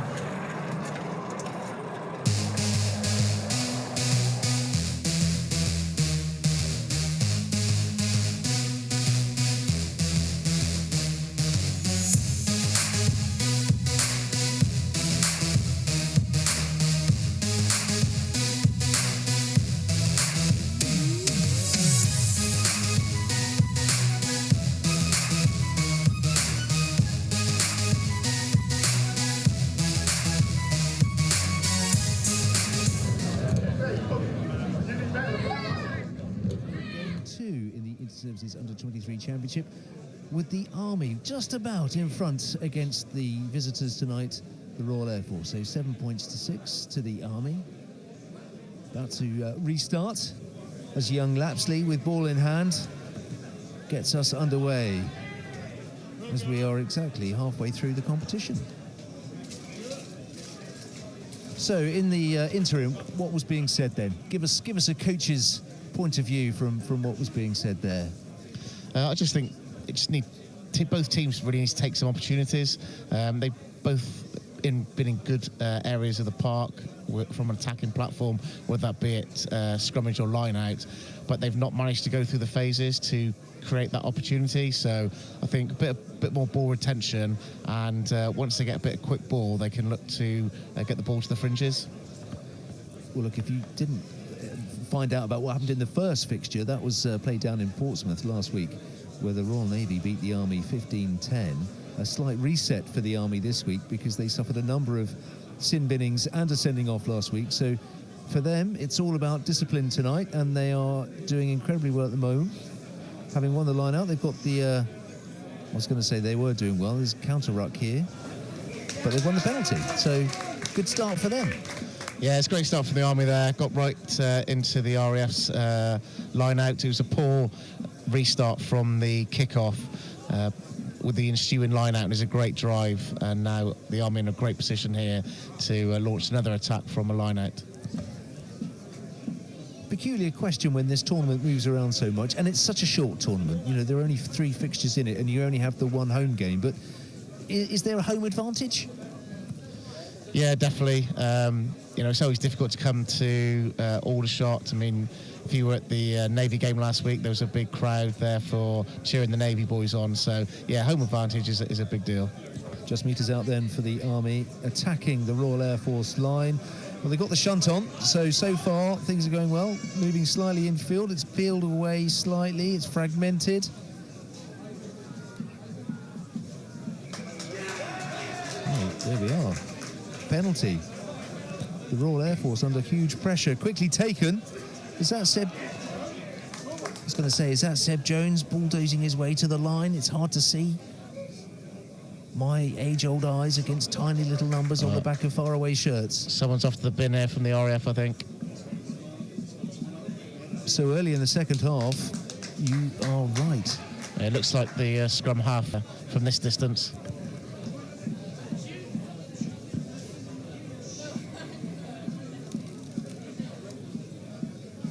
Well, whichever way he's making his way off, he's going the long way round. If it is Jack O'Regan, that will be a that will certainly disrupt the RAF in defence and in attack. Pivotal position at scrum half, and the Army are turning the screw now. Oh dear. Try. I'd like to say I knew what happened there, but unfortunately I feel as if I'm here, but I'm a little bit too far away to see.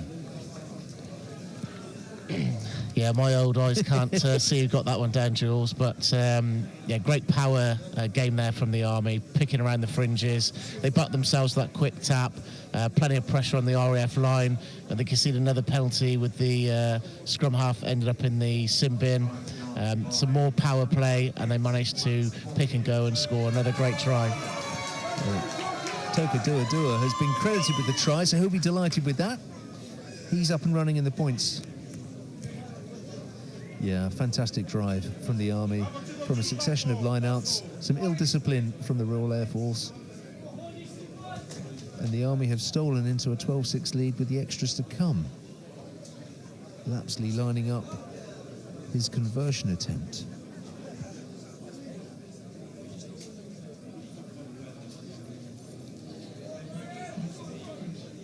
Talking about home advantage, Aldershot, of course, is still the home of the British Army, garrison town. Plenty of history, and Lapsley will be hoping to make a name for himself in the history books as he slots over the extras for a 14-6 lead.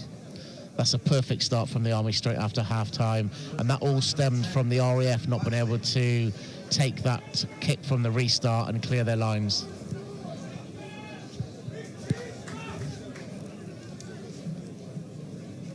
So, the Air Force are all to do, trailing 14-6 with a man in the sin bin. Get us underway again. Another fine restart from the Army.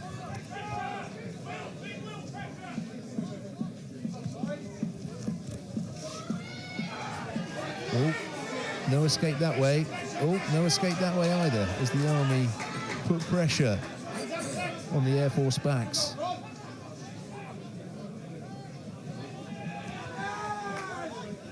Young Dylan Martin being dragged to the ground.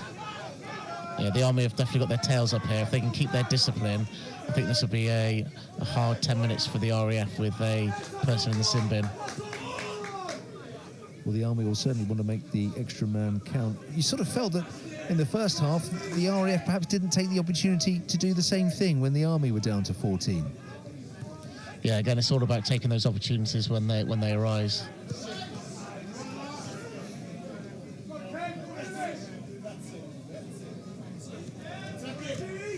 Home side putting some width on the ball. Chance for the backs to do something. Yeah, that door closed quite quickly. Low scoring game so far, does that suggest that the defences have been in the ascendancy? Yeah, very much so, and it's also the inability for the attack to hold on to the ball for longer than 4 or 5 phases. When they do, you can see them reaching the edges here and getting some, it's paying dividends. Will Savodi bumping and bashing his way forward and not releasing, so turnover ball for the Royal Air Force. They needed that after a stuttering start to the second half. Yeah, he's strong over the ball, Quainton. That's his second turnover at the ruck.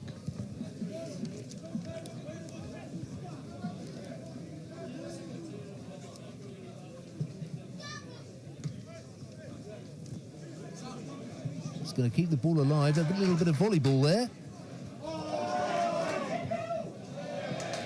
Well, that all seems good. The officials seem happy with that. Not as much yardage as they hoped from young Kev van der Vliet's kick.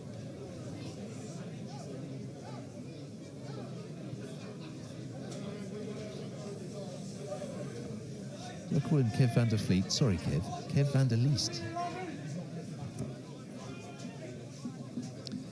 I do apologise if I make things up in the next 40 minutes or so. Matron will be here soon to help me.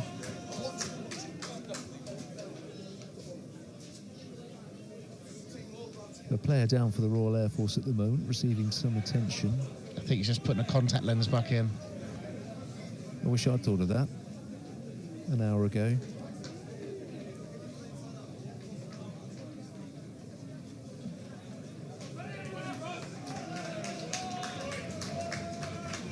Royal Air Force making change to their front row. Second row, that one, Jules. Second row, you're right. Sam Tunnicliffe coming on again. I can't see the number, but Sam Tunnicliffe is on, and another has gone off. Look, we've had a request. Whilst there was a, oh no, we're underway again. A little bit too high. That's a disappointing line out. And again, it's all about taking opportunities, and you feel that that one literally went between the army legs, but referee March. Now, what was that for? Offside? Yeah, it looks like their backs were offside from the line out, not 10 metres back. So it looks like this is going to be an easy 3 points for the RAF straight in front of the post.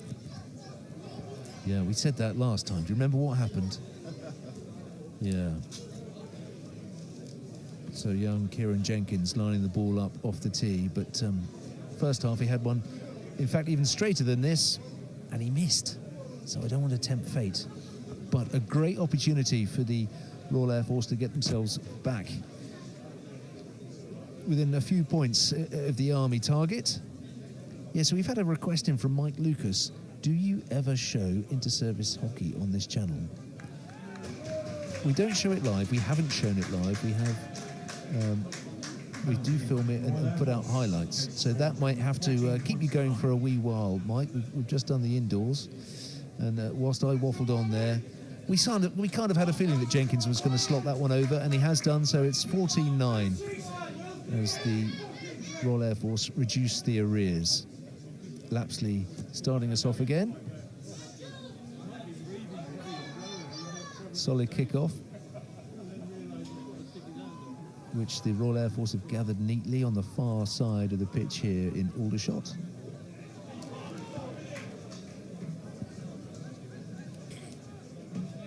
Well, you wouldn't know that the Air Force were a player down the way they're playing the last few minutes. No, that's a good exit as well, so good kick chase from the RAF here, put the Army under pressure. But if you look at the numbers they've got here, chance for Savodi to stretch the legs. Again, he was guilty of holding on before, and he's done it again. Rather because he was isolated and the supporting cast could not get to him quick enough. Yeah, and that's a danger when you look to go wide there. It was a great cover tackle by Jenkins, as you said, and Griffiths managed to get in over the ball and get his hands on it and buy the penalty. The Royal Air Force with their tails up.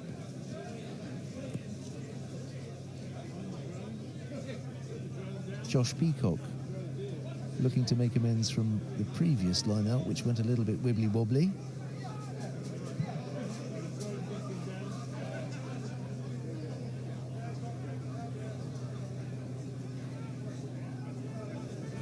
But the Air Force hoping to come away with something more than just a penalty, perhaps. Searching for their first try of this inter-services clash with the Army under-23s. Thomas Quainton hauled down just outside the 22, but the Air Force go again. Yeah, there's a set-played move there where they hit it off the line out and then look to come back down the blind side straight away. But unfortunately, the ball carrier has been taken into touch. Yeah, Dylan Martin there, tumbled into touch. That can't be an easy thing to do. I think he's wider than he is tall. He's hands on his haunches there, just... Well, he did have to run a few metres, which for a prop forward, even in this modern day and age of rugby, is still a tall order. It was a good 30 metres, I think, he ran there.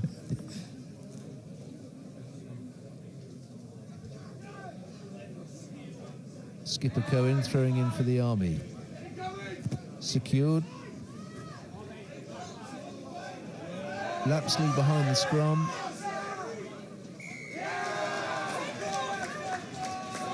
Well, the referee. Yeah, it's a definite penalty there. It's quite cynical by the RAF number 8 there. Yeah, pulling down the maul there. So there we go.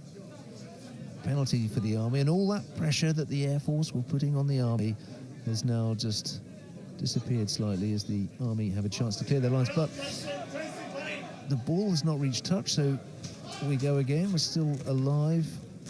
Jenkins giving that a mighty punt.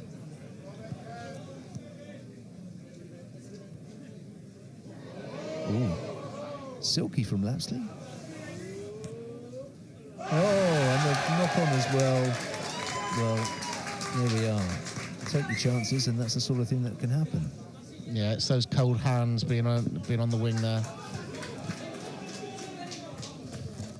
But again, another good attacking opportunity as the RAF scrum half is returned to the field. Yeah, Jack O'Regan is back, and he's been joined by this time. I have to scroll down through my notes, quite a long way down, actually.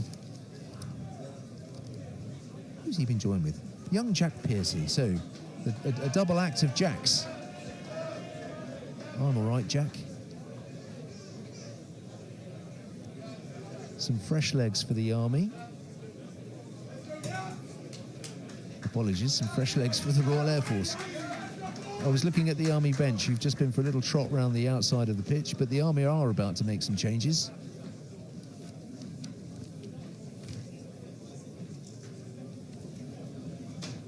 Young Tabs Tabua is being prepped.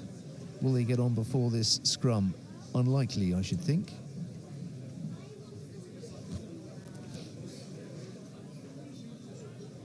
Ben Murphy feeds.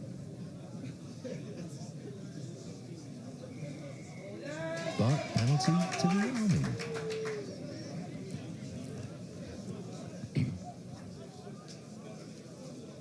Yeah, I think the referee's pinged the RAF loosehead there for going around the outside of the far side of the scrum.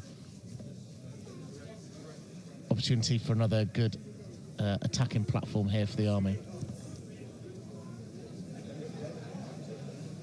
Yeah, Van der Lees took over the kicking duties there. And the changes are coming now. Well, we said that young Yabs Yabaki would get his opportunity. Here he comes, number 17. But he's been joined by Tabs Tabua. Tabs is, well, he's had a busy old time. He's been recently involved in the ceremonial duties for the state opening of Parliament. So, you know, soldier first. And he was also involved for the visit of the Republic of Korea. So he's spent a lot of the past month or so in uniform. Now a chance to show what he can do on the rugby pitch.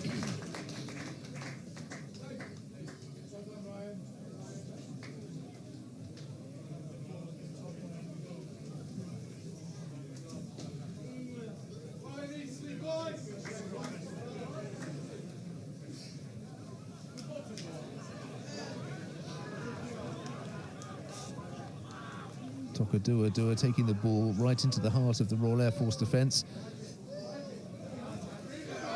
Bit of space here on the outside.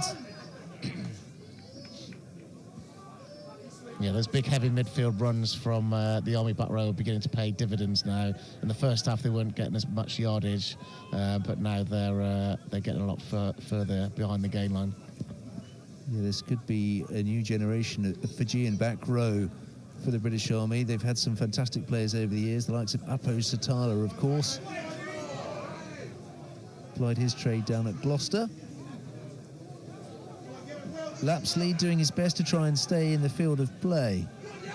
Yabs with a chance to bulldoze his way ever further towards that try line. Not only is there an opportunity for the Army to set up in attack, of course, it gives the Royal Air Force an opportunity to get their defensive set in place. But this looks ominous, I must say, for the Light Blues. It's ever so quiet here. There's so much tension either side of us. He's over, but he's not down. There we are, try for Harris Fishett from the Mercian Regiment. All arms and legs, and I think he's gone in. Yeah, some great continuity there, well directed by the Army 9. Again, the Army using their power game with their big runners, battering away at that RAF line, and they just couldn't hold the pressure of the Army out. Yeah, some serious phases of play there. Yeah, young Harry Fishick going in. Harris Fishick, sorry, Harris. You'll be delighted with that, but big up the Mercians. They'll be delighted to see one of their own going in, crashing in. And an easy chance here for Lapsley to add the conversion. What is it with... I don't want to say I'm jinxed, but, you know... Don't call those lottery numbers, Jules, will you? Yeah, I won't be giving anybody a lift home because I don't know where we'd end up. 19-9 then, 10-point difference between these two young teams.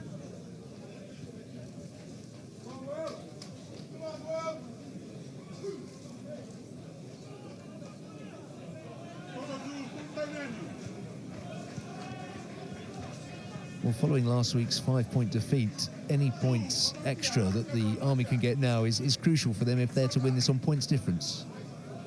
Yeah, again, I don't want to go into the mathematics of it, but we'll be totaling up at the end of the game, I'm sure.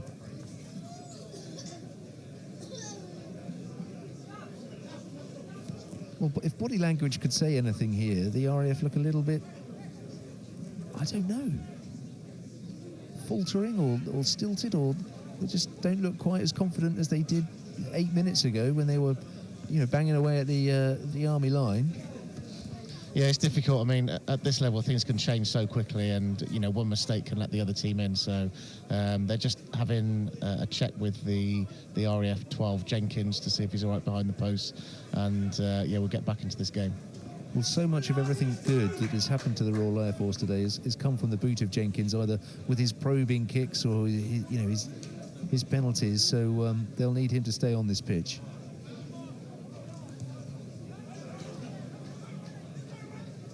Again, he sends another booming boot deep into Army territory, which is kicked back, perhaps not with interest, but will do enough to settle Army nerves.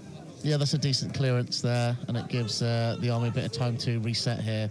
So the RAF have made quite a few changes in the forward, so it'll be interesting to see how their line-out functions now. Well, good evening to Siobhan Fishwick. She said, yeah, that's my boy Harris. Keep it up, lads. So she's cheering for the Army. She's pinned her colours to the red mast.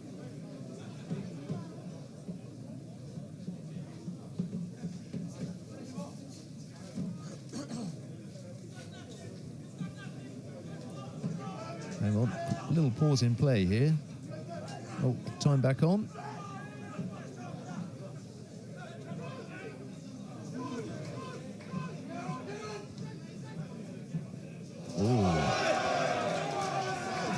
Marginally forward, would one say? Yeah, we'll go with that, Jules. I was looking for a little bit more from the RAF there. They had a really clean line-out ball off that first phase, so I was expecting something a little bit more than that. But definitely a forward pass. I wonder if originally it was going to be a miss pass, and there was a little bit of miscommunication in the middle.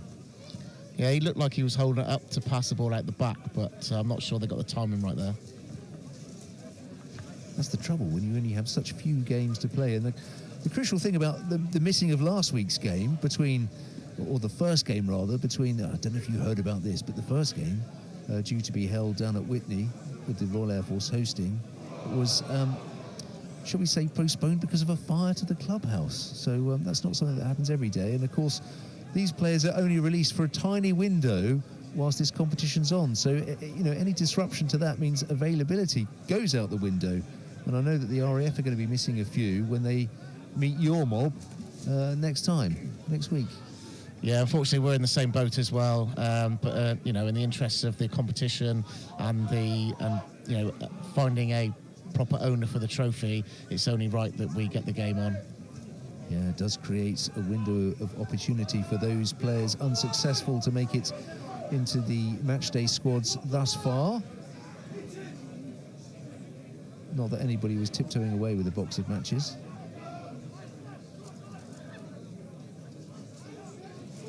Oh, big hit coming in, but young Josh Peacock rode that out well, kept hold of the ball, and in fact, the Army have conceded a penalty there, so... Yeah, Peacock didn't want to look up and see that coming his way, but he rode that challenge well, and the Army have been called back for back foot offside. Well, he's a compact little player and as fit as a fiddle, because last summer he and some chums went up Snowdon to raise money for SAFA. So great work to him.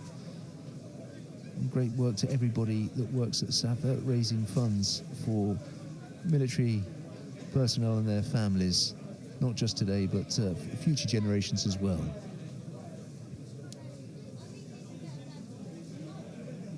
You ever done the Three Peaks? Ever done Snowdon? I've done Snowdon, but no, I've not done a 3-peak challenge, no. I've done Box Hill, which is South Downs. It's not one of the big ones, so I don't like to talk about it too much. It's up there, Jules. I wouldn't, don't put yourself down. I think I did have a bar of Kendal mint cake halfway up, but that'd definitely keep you going. Yeah, probably a hot chocolate at the top or something like that. But okay, another scrum. So changes in personnel sometimes disrupt a team's flow or sometimes galvanise them. At the moment, it's difficult to tell which way the changes that have been made are impacting on the game. Yeah, unfortunately, this last 5 minutes has been a bit stop-start since the Army try. So, yeah, one team will definitely be looking to gain the ascendancy here.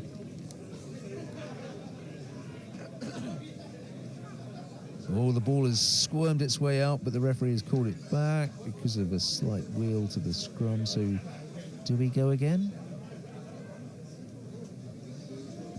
Yeah, I think so. It's a reset with an Army put in. I would say that the temperature now is probably about freezing. So will it be getting a little bit slippy out underfoot there? Yeah, definitely. It's definitely greasy out there. We've seen a few high balls that have been dropped. It's yeah, it's not very pleasant.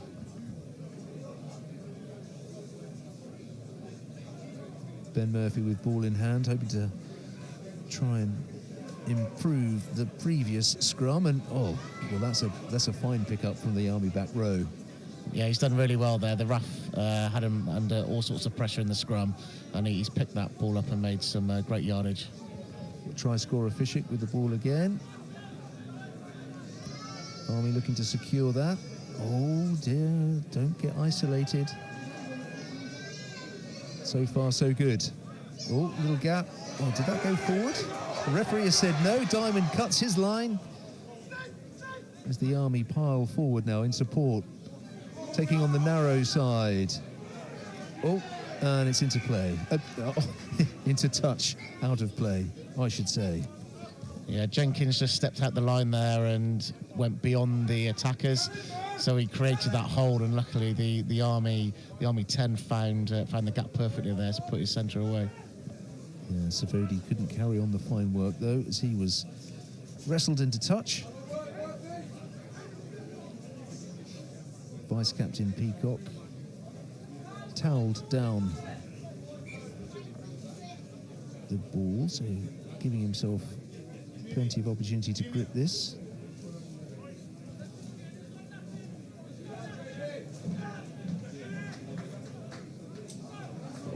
Well, that looked like it came off the head of young Will Llewellyn.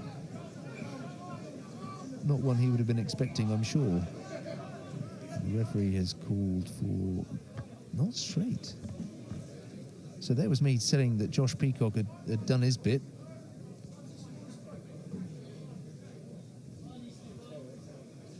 And looks like Cohen has called the scrum.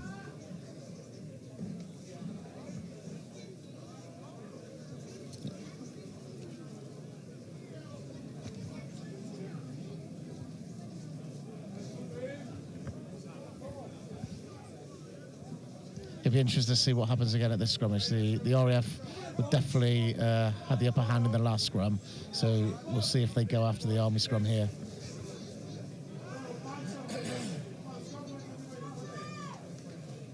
Well, the Army have held their own, given themselves a chance. Certainly, that was well defended, well marked. Yeah, we're coming back for an infringement at the scrum here, so it'll be a penalty to the Army.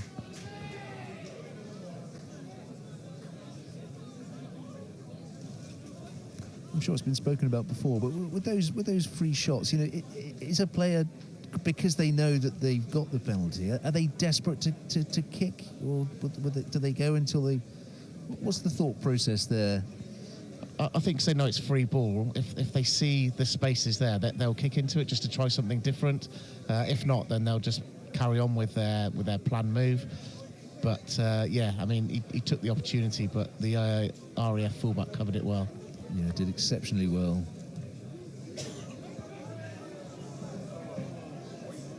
Kev van der Leest making a hash of that. Yeah, again, that's another opportunity missed for the Army.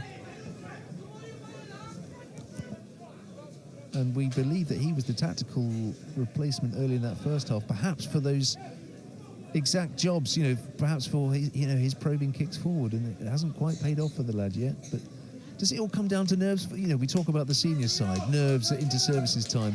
It must impact the under-23s as well. Yeah, very much so. Some of these lads wouldn't have played in front of such a large crowd, but he's been on the pitch for quite a long time. You'd have expected him to settle into the game by now, and it's a heinous crime really to miss touch from there. I'm sure they'll let him in the team bus on the way home, though, despite his misdemeanour. The Air Force holding their own at that scrum. And now their opportunity to run towards the halfway line. Penalty coming? Or was it a knock-on beforehand? Jerome Chimpondi. Looks like a penalty. The touch judge is stepping in now.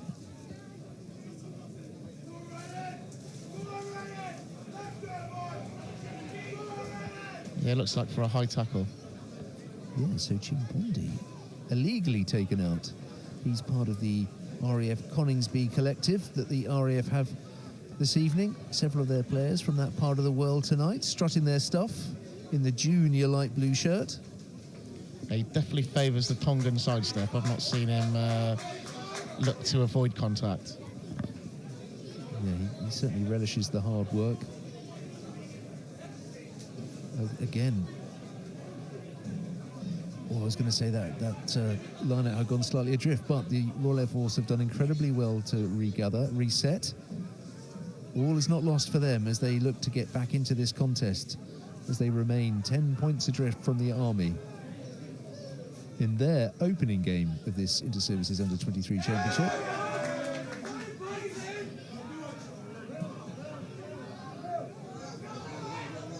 But the Army will conclude their involvement in the competition, and they won't be happy with that.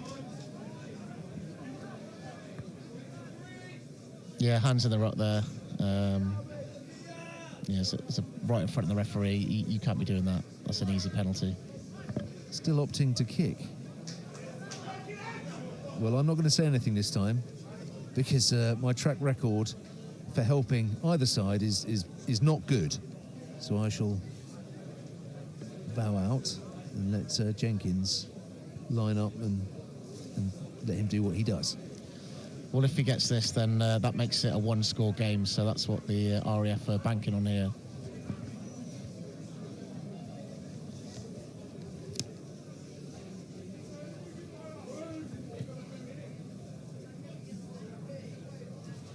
Well, he's hooked it.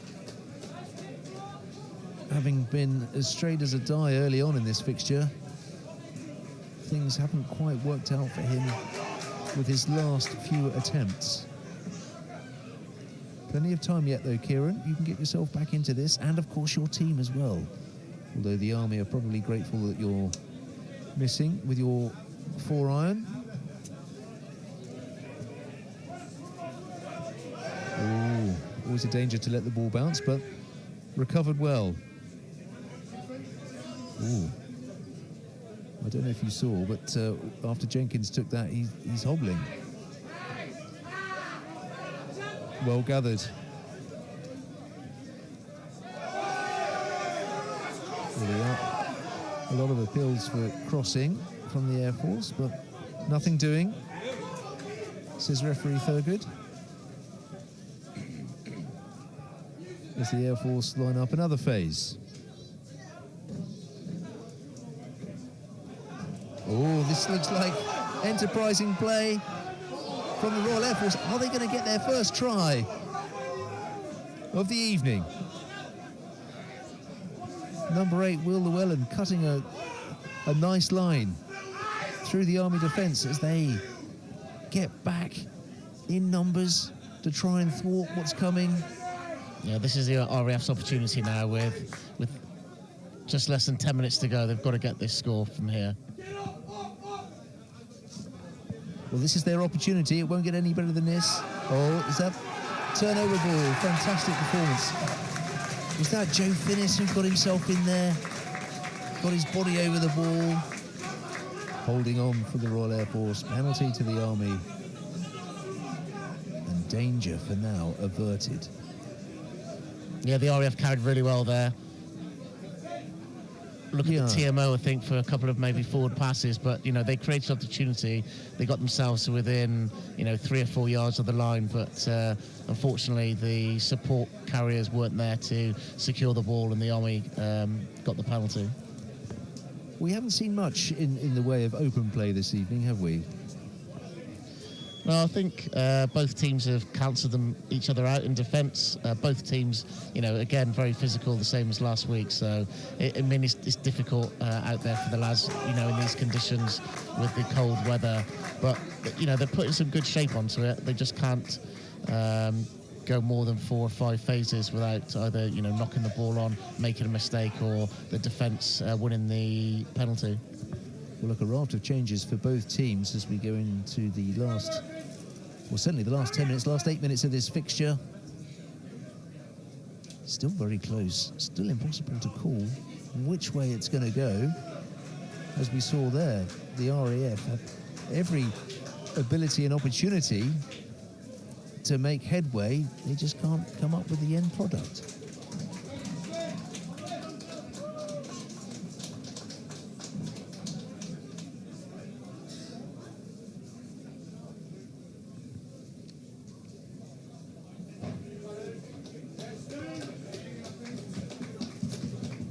Well, one of the changes that the Army made was young Jamie McCormack, who's come in at hooker. Recently promoted during exercise Wessex Storm. Not to be confused with Sussex Storm, which is going on at the moment with a book that's been written, but that's a different sort of storm.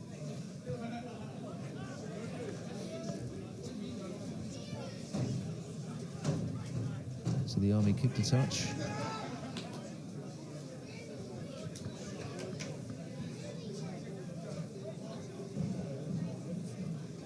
Chance then for McCormack to get his hands on the ball. Yeah, the Army just looking to play some sensible rugby here. Didn't try and kick along with that, just to make sure they win the line out, and then look to exit sensibly from here. Well, there's me saying McCormack's going to get the ball. Cohen's still throwing in, so McCormack must have gone somewhere, I would imagine, across the back row, using his ball-carrying abilities there. Clear the lines. And touch is made. Yeah, that's a good clearance there. So now it's down to the RAF with 6 minutes on the clock. They really need to score to get back into the game. Time running out for the Royal Air Force. Ryan Armstrong, his chance to make sure that this line out is not wayward, to give his team every chance and opportunity to, as Owen says, get back into this contest. Left a bit, right a bit. Oh, well, that's a rare sort of gift. Yeah, closing the space. The referee had enough there and blew the free kick. So over to the RAF now to try and get back into the game. Well, better than they could have got. Free gift. Oh, is that a knock-on? Has it been turned over? Looks like it has, or are the Army guilty of holding on? No, they've still got the ball. McCormack with the ball now. Yeah, Llewellyn's come into the game from number 8 with the RAF. I think the ball got reefed out of his hands there. And and then the Army managed to pounce on the ball. Oh, the old cold hands. Oh, that was unnecessary from Diamond. And you sort of feel that this could end up the way that it did last week. There was a little bit of afters from the Royal Air Force, but a rather hot-headed riposte from young Diamond. Yeah, there's a lot of frustration out there, and a lot of testosterone as well. So these young men, you know, showing a bit of bravado, and we'll see what the officials think of this. Well, he's reaching for his pocket, so the Army are going to have to hang on for the remainder of this fixture down to 14 players, which won't sit well with Gareth Slade-Jones, who is the head coach of the Army. Gareth, such a fine record when it comes to inter-services rugby. You play against Gareth? I think I may have finished before Gareth got onto the scene. Yeah, that's a real coach killer, I'm afraid. The Army knocked it on, and then frustrations boiling over, ending up with a penalty to the RAF and a yellow card to the Army. So again, another great opportunity here for the RAF. As you say, that rush of the blood to the head could prove extremely costly. With 10 points to difference, minutes remaining, but the Royal Air Force crucially camped on the Army line. Line out has worked so far as they start to rumble ever closer. Retaining the ball, recycling the ball. They look organised. They look dangerous.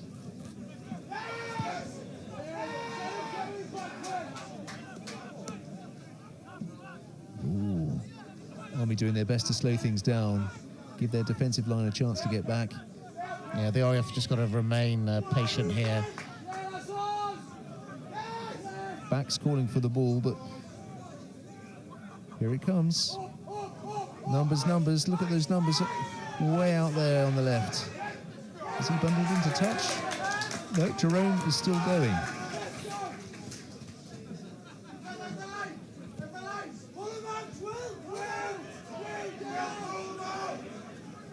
Well, this is good retention. This is not panic stations by the RAF at all, even when the ball goes to ground. Phase after phase. Keep your heads, lads. We could be in here. Again, yes, good. Oh, great offload. Ooh, was he tackled and got up again? Yeah, I don't think he was held. Referee seemed happy with that.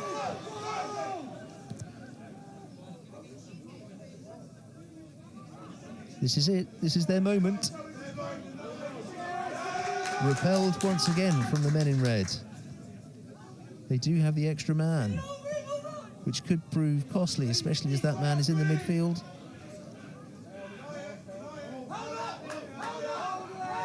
Yeah, some great Army defence close out there, but they've got numbers here on the left. For it. They've got numbers. Ooh, he stepped inside when really the ball should have gone wide. He's given a penalty away though to the RAF there. So the Air Force playing with advantage then. Still a metre or so outside of the... there's the whistle gone, it has. Somebody else might be off to the bin here as well. Well, we said that the Army were fallible when it came to discipline, and it looks like it could prove costly again here. Another conversation with referee Thurgood and his assistant, who's being called forward. Somebody.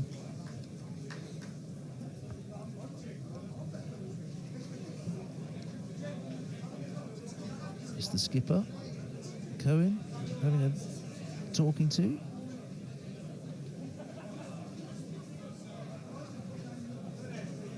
The Army still with a man down on the far side.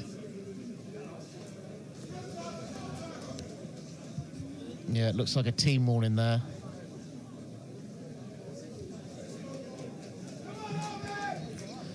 But that's great resolute defence there from the Army under all sorts of pressure.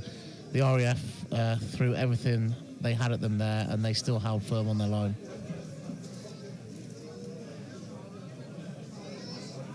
Well, the conversation is still ongoing.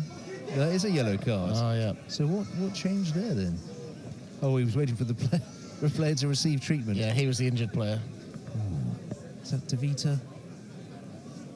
Yeah, looks like Jerry Dav DeVita is the man sent to the bin. So for 2 weeks running, the Army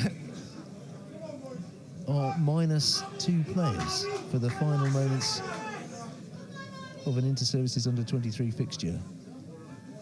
Could be a coach.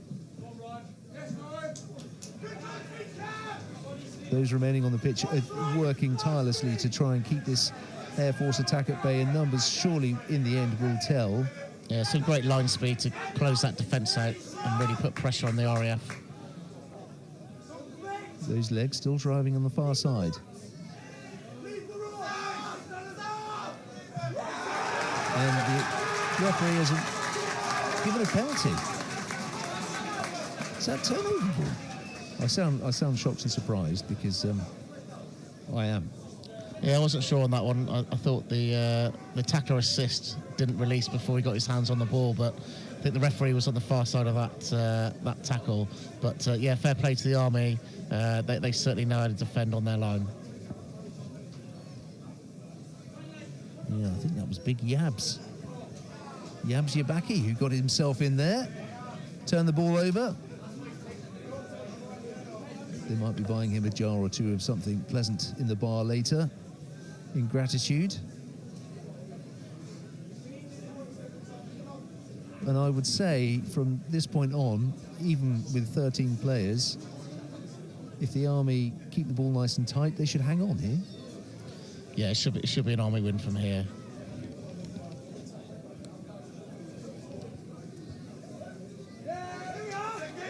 Don't get isolated. Seb Jones took the catch, did a little barrel roll, and yeah, so not straight, and then a scrum to the RAF. See, that was my fault there again. You know, I should have just kept quiet.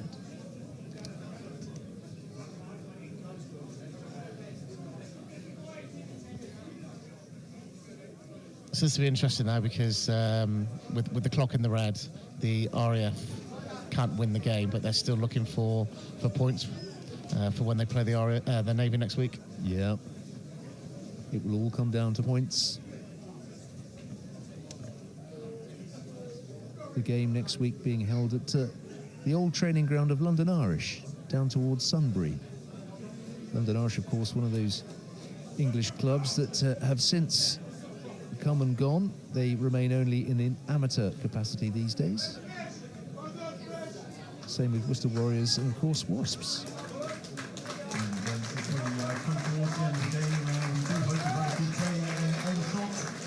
The final changes being made to either side. They've certainly left it all out there. Well done to try scorer Harris Fishik, who's come off.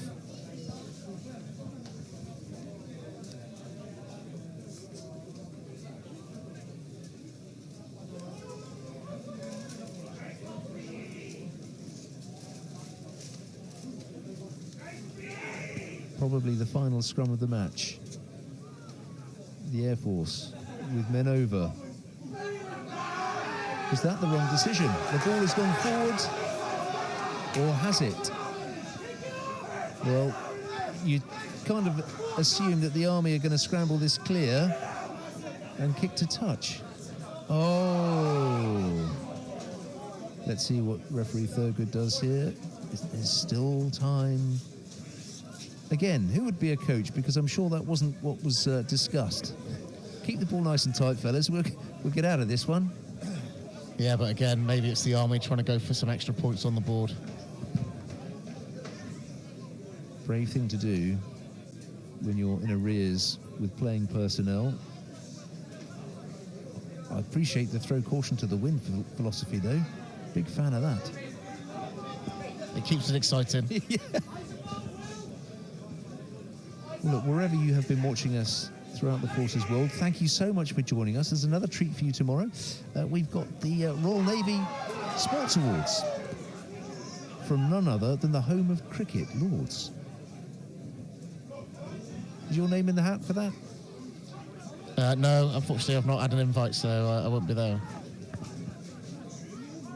Well, you can watch our live stream then. I certainly will. Top take by Seb Jones. And he's held on for the penalty as well. So, now what I want to say is that surely the Army will clear their lines here, but every time I've said something, the opposite has happened.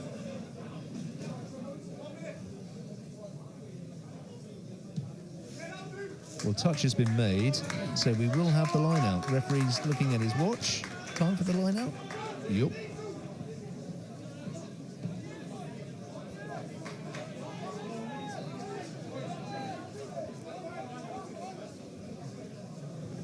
Yeah, so we get an opportunity here for the Army after being under so much pressure to create a score in the RAF half. Well, Harry Johnson is on for the Army, playing at scrum half now. He plays his rugby local to this part of the world. He plays down at Camberley. He was another one of the players spotted by other. In fact, it was Mark Eastley who spotted him playing at Camberley and said, this guy should come and play for the Army. And his little break there, I think he's given himself a little bit too much to do. Nice turn of wheels, though. Lapsley keeps his eye on the ball, takes it neatly. Van der Leest in support. But Lapsley deciding to hang on as the Army set themselves up. It's been some time since the Army have been in this position. Will they know what to do?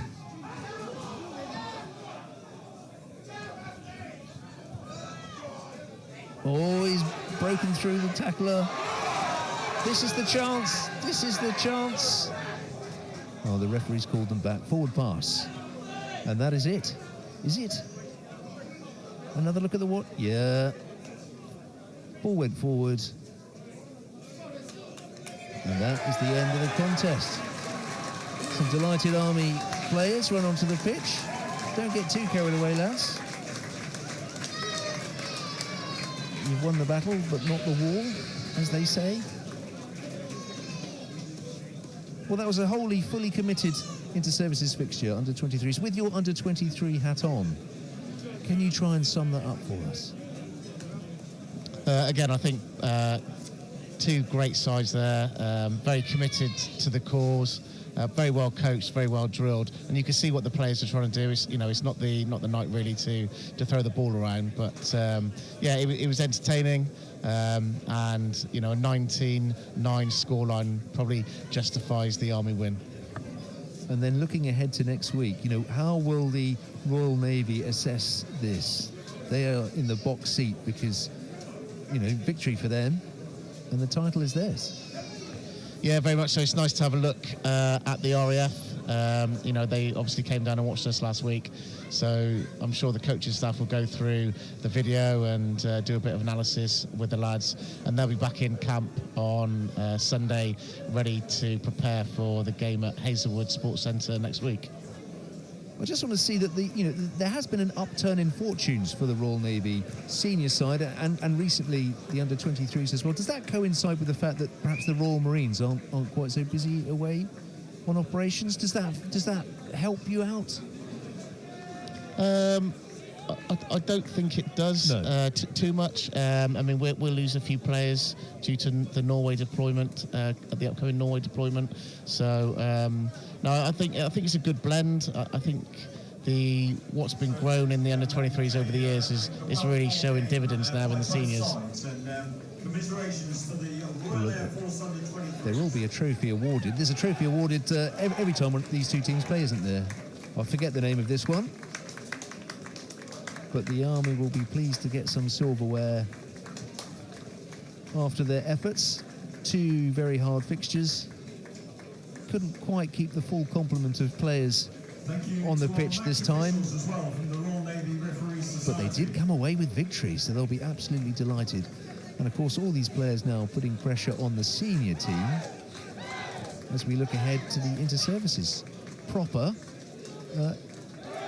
in the new year. Congratulations to this year's Under-23 Army against the Air Force Under-23 champions, the Army. There we are, the announcement then of the Army taking victory 19-9 here.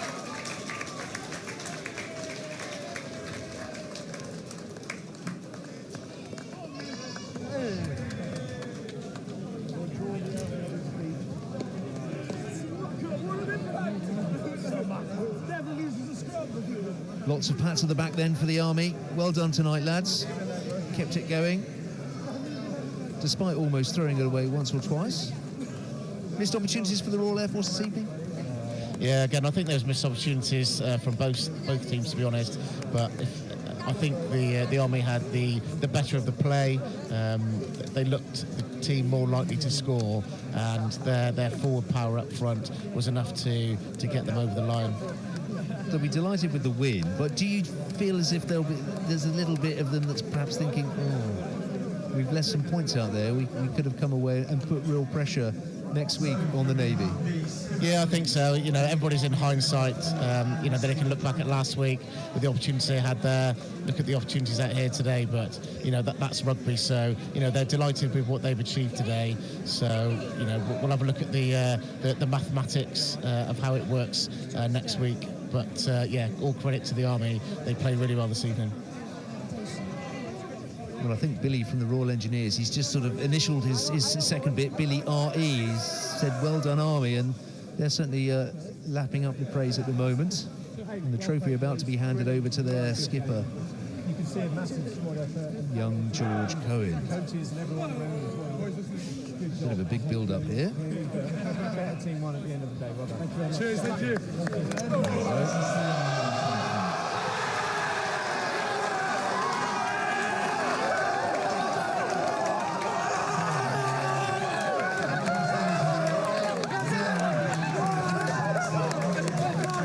Congratulations to the Army. Are they World Cup winners? I mean, that was quite the celebration. Yeah, anything with the trophy is worth celebrating. Yeah, of course it is. And it's great to see the sportsmanship there from the RAF, who all stood and applauded while they lifted the trophy. Well, when you get one over your adversaries, the Royal Air Force looking slightly dejected, but they do have work to do, because they can do it all again next time. But let's find out now how things went. Let's get the assessment of their skipper, the Army skipper, the winning captain, George Cohen, who is down with Kath Brazier. So, George, congratulations on a win there. Do you feel like you've sort of justified, you know, your tournament after a defeat last week to Navy? Well, yeah, absolutely. The loss against the Navy was very hard, but evidently we bounced back really well, showed some brilliant structure and grit to stick into the end. I'm really happy with the boys. What was it you did this week? I know home advantage might have played a role, but you seem to be the more aggressive team from the start. Yeah, well, it was just a focus on every carry we make yards, every defensive tackle we make. Like, it was a focus on not giving away as many penalties, which we did, even with a few in there. But yeah, that was the main focus that we had. Also, if we look at the scoreline, you know, you guys scored tries. Do you think defensively you did a brilliant job of preventing the RAF getting over the line as well? Yeah, definitely. A lot of our defence this year has been blitz defence, and credit to the RAF, they did really well, but I think our blitz shut them down a fair bit, just when they tried to play out in the wider channels. Okay, George, well, your tournament's over. Thank you very much. You might want to go enjoy the singing now. Yeah, I'm going to go get involved with the singing. Thanks very much. Thank you. George is allowed to get back into song time, so thank you very much to Kath and George. Congratulations to them. Thank you to Owen for your time with us. You can thaw out now on the hour-long journey back down the south coast. Thanks, Jules. It's been a pleasure. Thank you very much. I'm admiring the thickness of those gloves you're wearing. They're fantastic stuff. Look, we shall leave you now with the singing of the Army team, victorious tonight, 19 points to 9. Thanks for joining us here on BFBS.